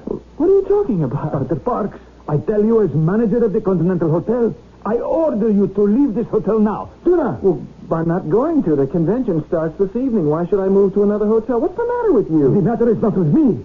This is extremely serious. All right. You can go to your convention tonight. But tomorrow morning, at 7 o'clock, I shall send a boy to your room. You will check out of this hotel. If you are not out of here by 8 o'clock, I send for the police.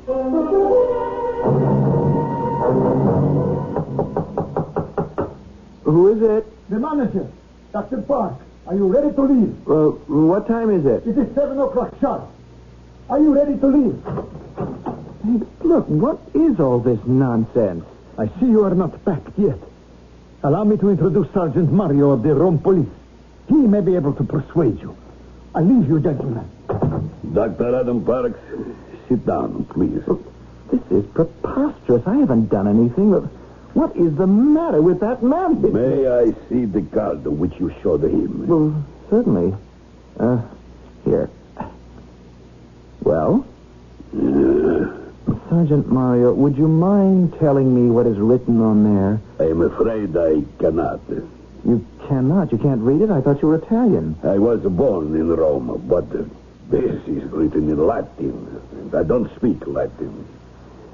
You will get dressed, pack your bag, and I shall take you to the police station. The police? Oh, on what charge? Dr. Parks, you will be booked as an undesirable alien.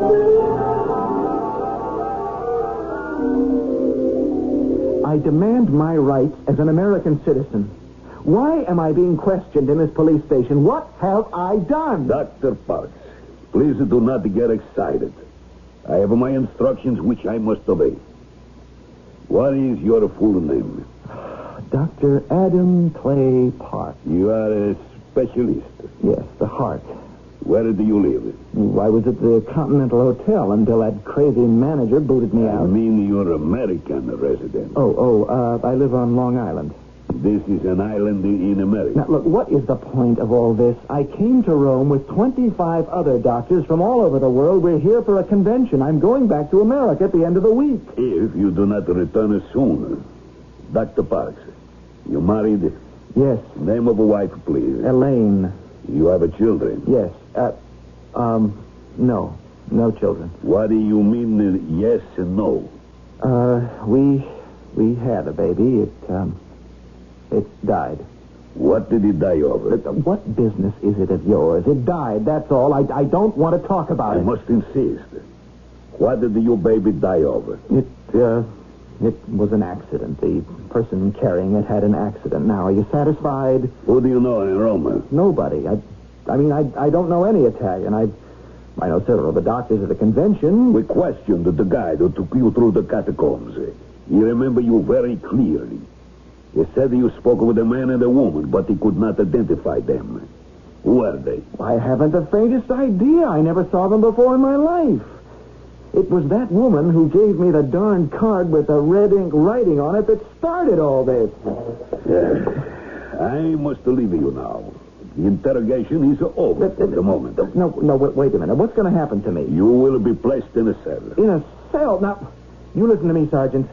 As an American, I have a right to be represented by my ambassador, and I demand as an American citizen that you get in touch with the American embassy without any delay. Of course. Certainly. Why not?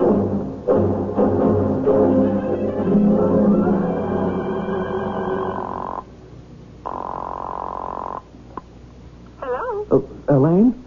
Who is this? Adam? Where are you, honey? Oh, I'm at Kennedy Airport, Elaine, back in the good old USA. Oh, at Kennedy Airport? Yep, back sooner than I thought. Oh, y'all hurry home now, do you hear? Yeah, I'll grab the first limo I can get. Oh, this is the most marvelous surprise in the whole world. I missed you so, honey. How come you only stayed in Rome 3 days? Well, I'll tell you all about it when I get home.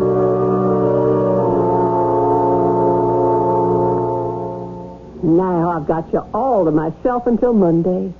I hope you're not planning to go to the office right away.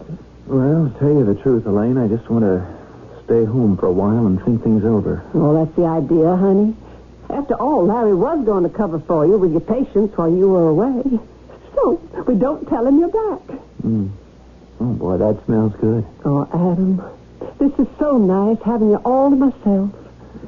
What? Well, here we are, just you and me at home, having a little old tete-a-tete dinner by candlelight prepared by my own hands, just like when we were first married. Remember? Adam? Well, what are you thinking? Elaine, I've got to tell you something. The reason I'm home so soon is I was kicked out. Out of the medical profession? No, darling, out of the country, out of Italy. But why? What did you do? Well, it's a mystery to me. I don't know if I'll ever find out. Someone handed me a card. I couldn't read it, and when I asked the hotel manager what it said, he looked at it and ordered me out of the hotel. Then the police came and quizzed me as if I were a criminal. What did it say on that card? Well, that's just it. I don't know. Well, you wouldn't be able to read it either. It's in Old Italian. You mean Latin? Mm-hmm. Well, I know Latin. I majored in it in college. Let me see it. No, I don't know, honey. Adam Parks, I'm not going to let my shrimps get cold, do you hear? Why, you fuss about that silly old thing. Now, you give me that card, and I'll tell you what it says. Let's forget about it, Elaine. I just as soon. All the way home, I had this awful fear growing that those words written on that card may be the handwriting on the wall for me. Something terrifying is going to happen. Don't say that, Adam. I don't think I could bear another tragedy. Julius Caesar, like many men of his time, was what one would call today superstitious. Nevertheless, his observations upon the mysterious are worth remembering. We are the most seriously frightened, he wrote, at things which are not seen, which are hidden away and unknown. True, the dagger that stabbed Caesar to death was a hidden dagger. Has fate hidden something from Adam Parks that might spell the same? I shall return shortly with Act 2.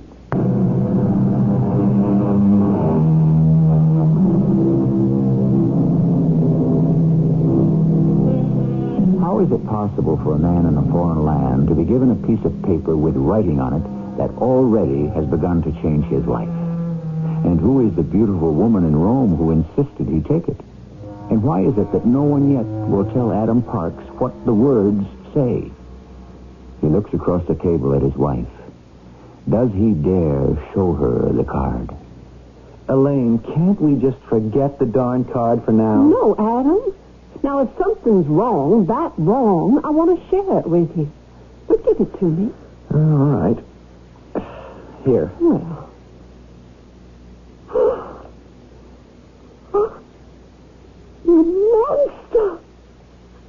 You devil! Well, I can't believe I've been married to a man for 5 years and never knew him. Elaine, what are you talking about? You think I'm going to sit here across the table from... After my eyes have been opened to what you really are. Elaine, for pity's sake, don't be like all the others who accuse me and don't tell me why. Elaine, where are you going? And then, Larry, Elaine said to me, our marriage is finished. Finished, she said, over. That's incredible, Adam. And either she gets out of the apartment or I do. You mean she told you to leave right then and there? Larry, what am I going to do? Well, for Friday night, you can sleep here. Tomorrow, first thing, we'll go to the office and talk this over. The office? I couldn't see any patients. Now I'm all unnerved. This thing's giving me a real bad case of the shakes. Yes, Dr. Kane speaking. Is that you, Larry? Oh, hello, Elaine. Adam's here. You want to speak to him? I never want to speak to him again as long as I live. Elaine, isn't that a little bit harsh? He doesn't even know what he's done. The reason I called you, Larry, was to explain, so you will have heard it from me. I simply couldn't bear to live with that man one moment longer. I can't even speak his name. Elaine, I don't know what's come over you. I do know that whatever you think Adam has done, it's not his fault. Larry, you don't know what you're talking about. That man is a monster. Now listen to me, Elaine. How do you know what you read on that card is the truth? Think it over, Elaine. Elaine? She hung up. Something horrendous must have been written on that card. Can I see it? You won't understand it any more than I do. It's in Latin, written in longhand, in red ink. Well, I know some Latin. What I don't know, I can look up in the dictionary. It's crazy. Just crazy. I almost don't want to know. Well, you can trust me. We've known each other long enough. I'll translate it, and I'll tell you straight, for your own peace of mind. You're right. If I can't trust you, old boy, who can I trust? Well, here's my Latin dictionary. Now, let me see that crazy card. I don't need the dictionary anymore. Well, you know already. You haven't been at it 10 minutes. It didn't take me any time at all. Well, does it make sense? Adam, I wish more than anything in the world that I hadn't seen that card and what it tells me. You have brought me the worst news one man could bring another. What are you saying?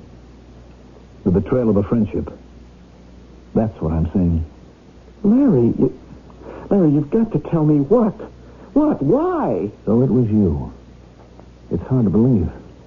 All these years since then, practicing medicine together, sharing an office. And all the time it was you.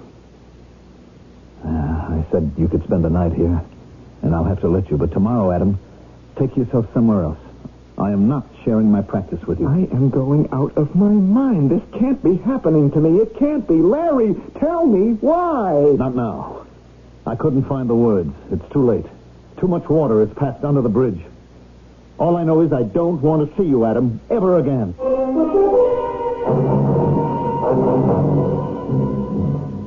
Hello, this is Dr. Parks. Could I speak to Dr. Kane? Yes, Adam, this is Larry. Listen, Larry, I found her. You found who? That woman I met in the catacombs in Rome. She's here, Larry. She's in America. I saw her on the street. Oh, are you sure? Well, sure, I'm sure, unless I've gone crazy. I followed her to a private house on Fifth Avenue, but I can't get in to see her. Well, I've been ringing that bell for 3 days now. No one answers. Adam, I'm very busy. What is it you want from me? Well, don't you see? She'll be able to tell me what it's all about. Don't you know? Well, I'm beginning to, I think. The mystery is no one sees the same thing in those words. A hotel manager, the Italian police, Elaine, you, all different people. What does that card make them believe? Now, maybe I can find out from this woman. Hold on, Larry. I'm talking from a phone booth across the street. Someone's coming out of her door. It's the man she was in the catacombs with. I've got to talk to him. I'll call you back. Excuse me. Do you remember me? Yes, I do. you do? Oh, that's fine. In the catacombs? Yes, I remember you very well. You remember the lady that you were with? She was very pale. I told you to take her out of the catacombs to get some air, and then you went away, and she came up to me. My sister. Your sister? Oh, she gave me a card with writing in red ink on it. She said I had to take it. Now, I've had the most peculiar and terrible trouble since that day. My whole life is turned upside down. Then, sheer luck, I saw her 3 days ago. I followed her here. Now, will you please take me to her now? I've got to see her. Dr. Parks, will you please take your hands from my coat? How do you know my name? Let go of me. Look, I am going to kill you right here and now. If you don't let me into that house, I'm at the end of my rope. My sister is very ill. All right. Come with me.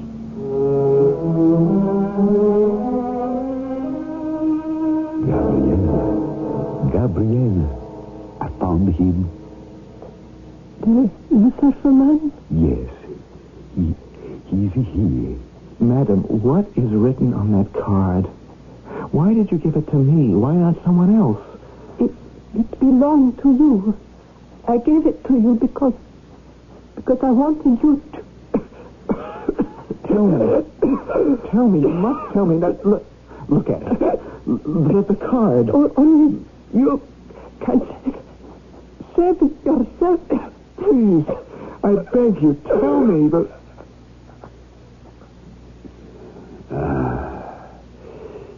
She is no more. The card. The words are gone. What was written is gone. What am I to do now?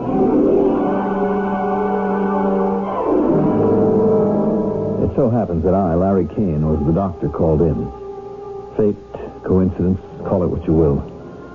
When I arrived, there was nothing I could do for the dead woman. Upon examination later, she was found to have had a certain damage to the heart valves. She had literally died of a broken heart. The last time I saw Adam, he was leaving that house with a desperate and terrified look.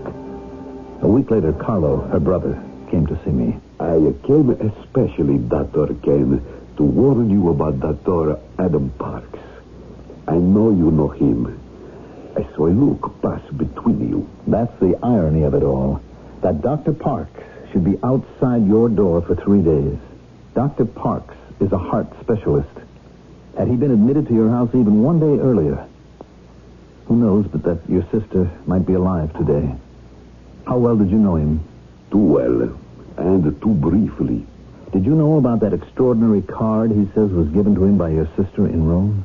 He showed it to me, and what I saw in it gave me the shock of my life. Dr. Kane, you would do well to forget you ever laid your eyes on that card. Yes, I never wish to see it again. More than warn you about the card and Dr. Parks, I cannot do.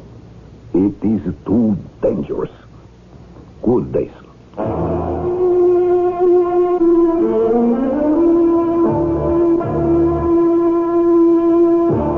10 years have gone by. Adam, in his own practice, alone, did brilliantly. He never remarried. He never saw me, and although he made more money than almost any other doctor in the profession, he also gave more time to the clinics, the poor. He seemed dedicated and driven. Then, one night my telephone rang. There'd been an accident. He had been shot, and he'd asked for me. I went to the hospital and examined him. Are you Dr. Kane? Yes, I am. What happened, officer? Tell me, how was he shot? We shot him. What? You, the police? Well, according to witnesses at 11 p.m. tonight, a woman came out of a doorway and a man leaped upon her to strangle her. We were cruising nearby, heard her cries, got out of the squad car and pursued the accused. He escaped down a dark alley. We lost him, and then we saw him run across the street. My partner and I called to the perpetrator to halt or we fire. He refused to stop, and we fired. You shot the wrong man. Dr. Parks is one of the great doctors of the country. He'd never strangle anybody. Do you think he'll pull through? I can tell you this. There isn't one single doctor in the entire profession who won't do everything possible to see that Adam Parks recovers.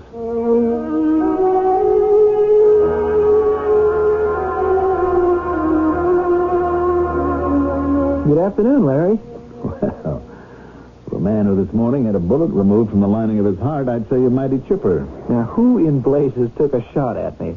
You'll never believe it. When can I get up? What does the chart say? That is none of your business, old buddy. Dr. Parks, I am your doctor.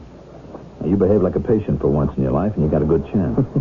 You son of a gun. 10 years it's been. It's good to see you again. Well, I've been following your career, believe it or not. You've done marvelously, Adam. Maybe I did the right thing by you after all, splitting up. I never wanted to, Larry. Well, at the time, I couldn't bear to see you. Today, it's all different. Come in. Dr. Parks, may I come in? How do you do, Dr. Kane? What's this all about, officer? The department asked me to come over and explain. Dr. Parks, do you speak Latin? Latin? The woman who was being assaulted last night happened to be a teacher. She said her assailant spoke to her in a stream of Latin words. Well, I can't read it, I can't write it, I can't speak it. What are you getting at, officer? My partner and I have retraced our steps where we followed the assailant last night, where we lost him and where we saw Dr. Parks running. The department is of the opinion the perpetrator must have been another man. Larry, I've been thinking. It all ties together. You heard what that cop said about Latin. Old Latin and evil. I thought I'd escaped it. I'd had 10 years of peace, but it hasn't let me go. I'm pulling the shades down, and you are closing your eyes. Why can't we turn back the clock? Those old days in medical school? Didn't we have a great time? Yes. I see on the board where the term paper's got to be handed in by Friday. Got yours ready, Larry? Me? No, I haven't seen it. But where did you leave it? Larry, who would take it? You don't hand it in. You don't graduate. Adam, go to sleep. Somebody stole that thesis. I always felt terrible about graduating alone. You're not being able to graduate when I did. It took you another 9 months, almost a year. Start all over again. Write a brand new paper. It never showed up. Who would do a thing like that, Larry?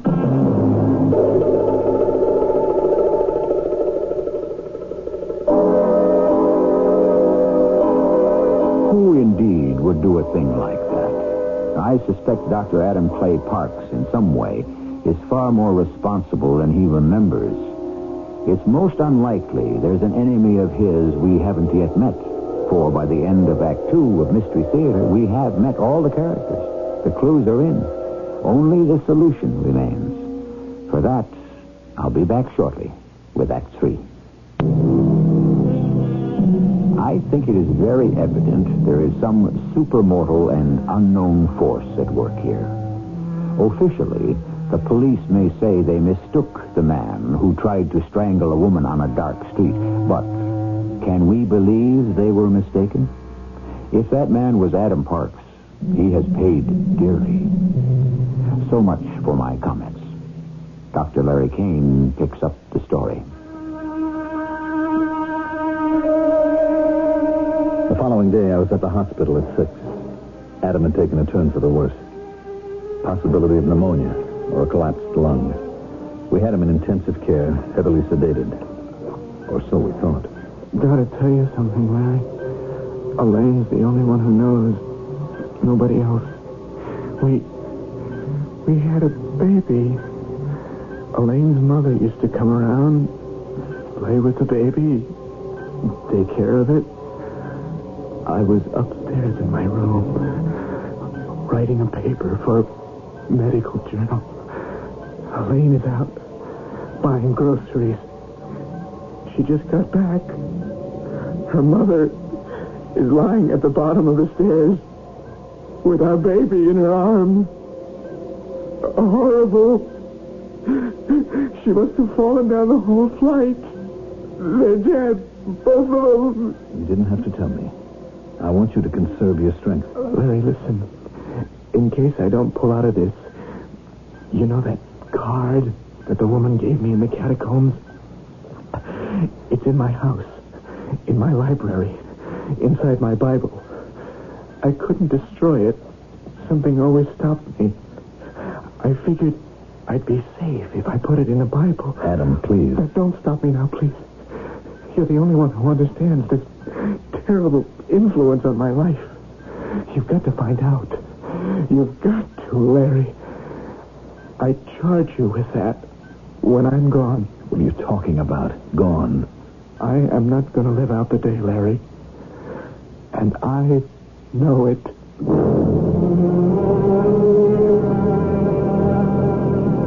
Adam was right. At 1 minute before midnight, Adam's spirit left him. I was very depressed as I let myself into his house, found the Bible and the card. I hadn't the faintest idea how I could find out anything about its malevolent influence. Hello? Dr. Kane? Dr. Lawrence Kane? Yes? I've been calling for an hour. Oh, I'm sorry. I just got home. I'm sorry to call you so late, Doctor, but I must see you. Now? Who is this? My name is Carlo Neruda. You may not remember me, but we met 10 years ago when my sister Gabriella was very ill and passed away. Oh, yes. Yes, I do remember. What is it? Dr. Adam Parks is dead, isn't he? How do you know? Who told you? No one told me, but I know. Just before midnight. And I thank the Lord for it. What are you saying? That he is better off dead? Yes, I am. I must see you immediately, Doctor. It's quite urgent. All right. You know the address? I have always known it.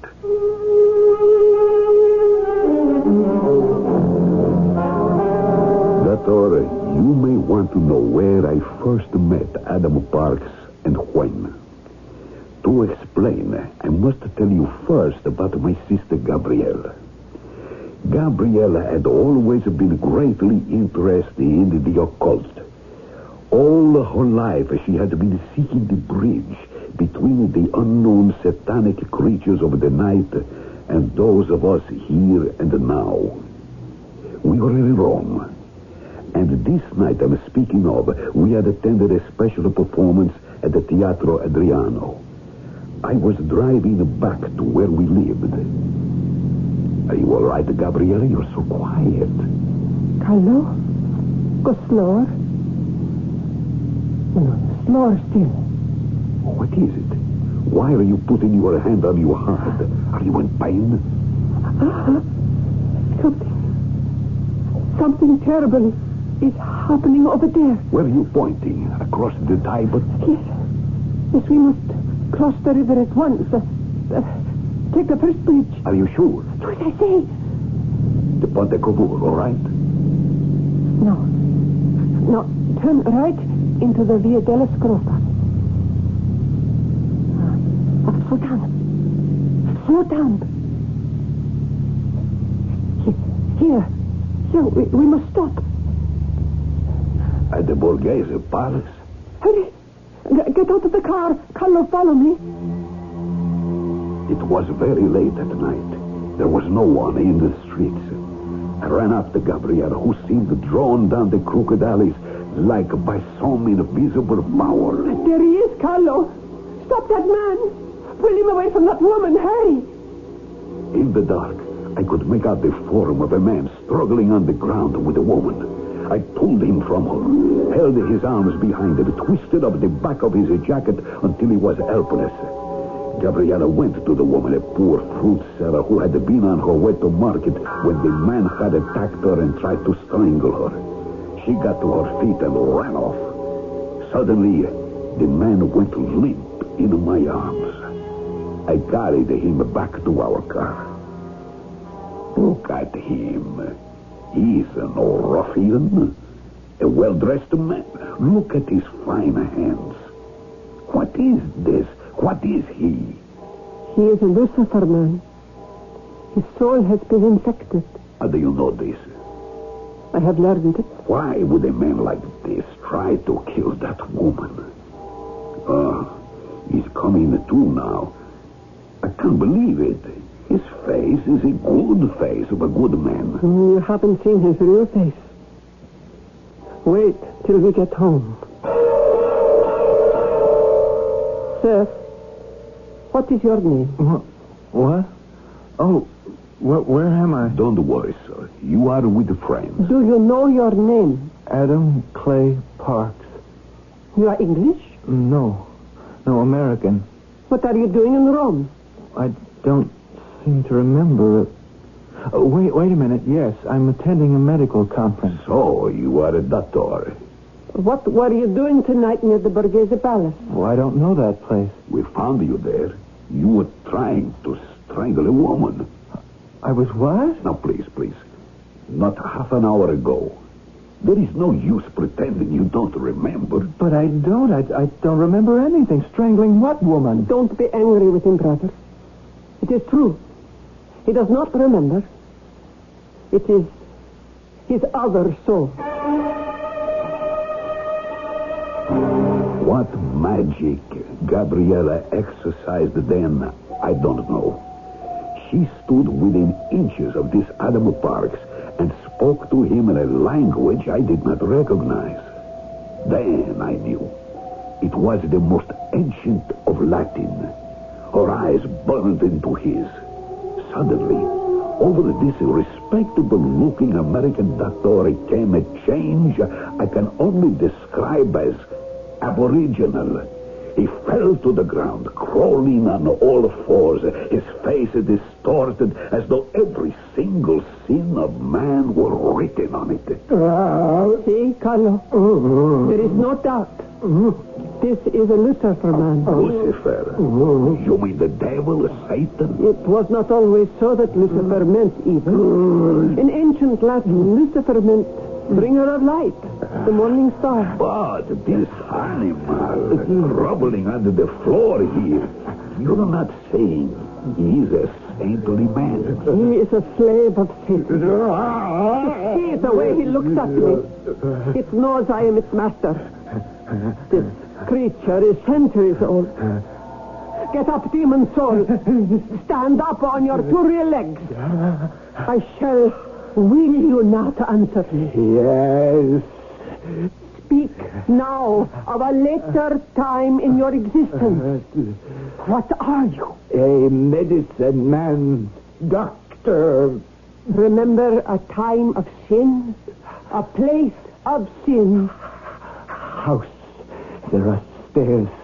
Older woman has come to see baby. Younger woman leaves house to buy food. What do you see now? Older woman is holding baby in her arms at top of stairs. Who is this woman? I don't know. I am silently behind her. She is falling downstairs to the bottom.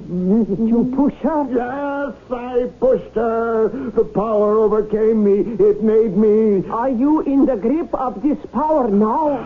I have always felt the power. Have you used it only for death? I have used it for pain. The power made me steal papers important to a student and made him pay. Who was that? A young man who had written the papers, doctor papers. What was the last time you caused death? I never caused death. The power made me... Demon soul, you will write on this card. You will remember, and every deed of yours will be set forth. I cannot write. I dip this pen in red ink. Now, write your sins. I have never seen what was written on that card, Doctor. Gabrielle said to me, the power of those words are such that he who reads them understands the meaning of what is written and suddenly sees the truth of the bearer. I have that card. I brought it here from Adam's library. Have you ever looked at the words? Once. And as you say, when I did, I realized it was Adam who had stolen a thesis of mine years ago when we were in medical school together. No, not Adam, but his other demon soul. I understand that now. He had two souls. One, centuries old and evil. The other, the soul of the extraordinary man that I knew. Well, then what happened?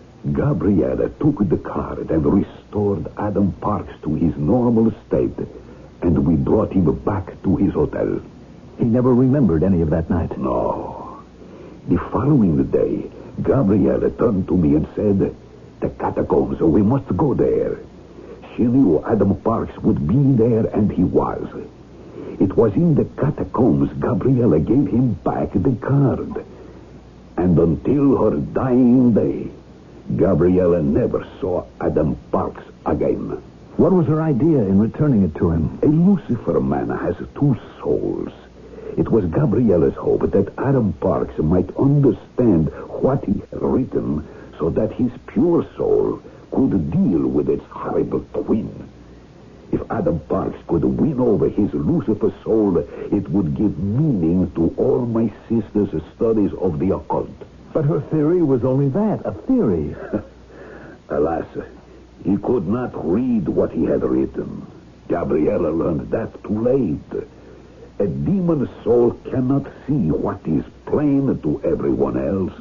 He can never know his own degradation. Unbelievable. The card. What should I do with it? I shall look.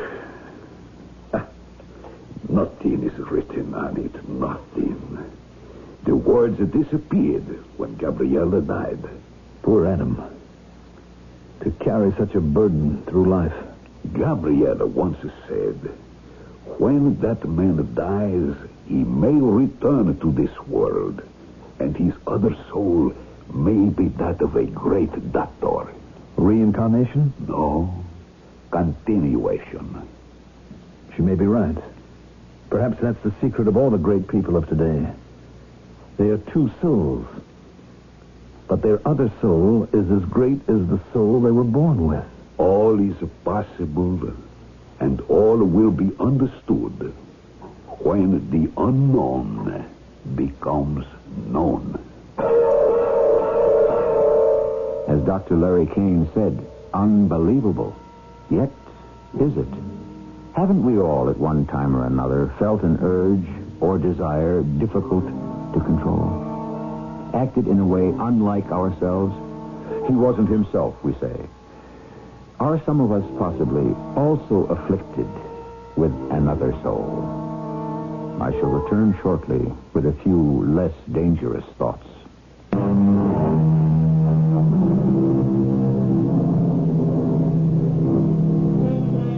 Do you agree with me that often what we don't know makes a far better story than what we do? And this is not an opinion recently discovered. More than 2,000 years ago, the great Greek Socrates said, "The mind always fears an evil the more when it is not known." How true that is still. Yet, how tantalizing. Our cast included Russell Horton, Mandel Kramer, Ann Williams, and Jackson Beck. The entire production was under the direction of Hyman Brown. And now, a preview of our next tale. Our little mouse has jumped at the chance. We move in? For a week or two. That doesn't give us quite enough time. Oh, there will be ways to prolong our stay. The sicker she gets, the more she needs nursing. How long will it take? One can never be quite sure. The young have more resistance, and we must take care. Oh, still, I should imagine within 6 weeks. Oh, and we'll be rich again. Forever, my love. Once little Amy joins the Commodore in, if you'll excuse the pleasantry, Davy Jones' locker, you and I will be set for life. This is E.G. Marshall inviting you to return to our Mystery Theater for another adventure in the macabre. Until next time, pleasant dreams.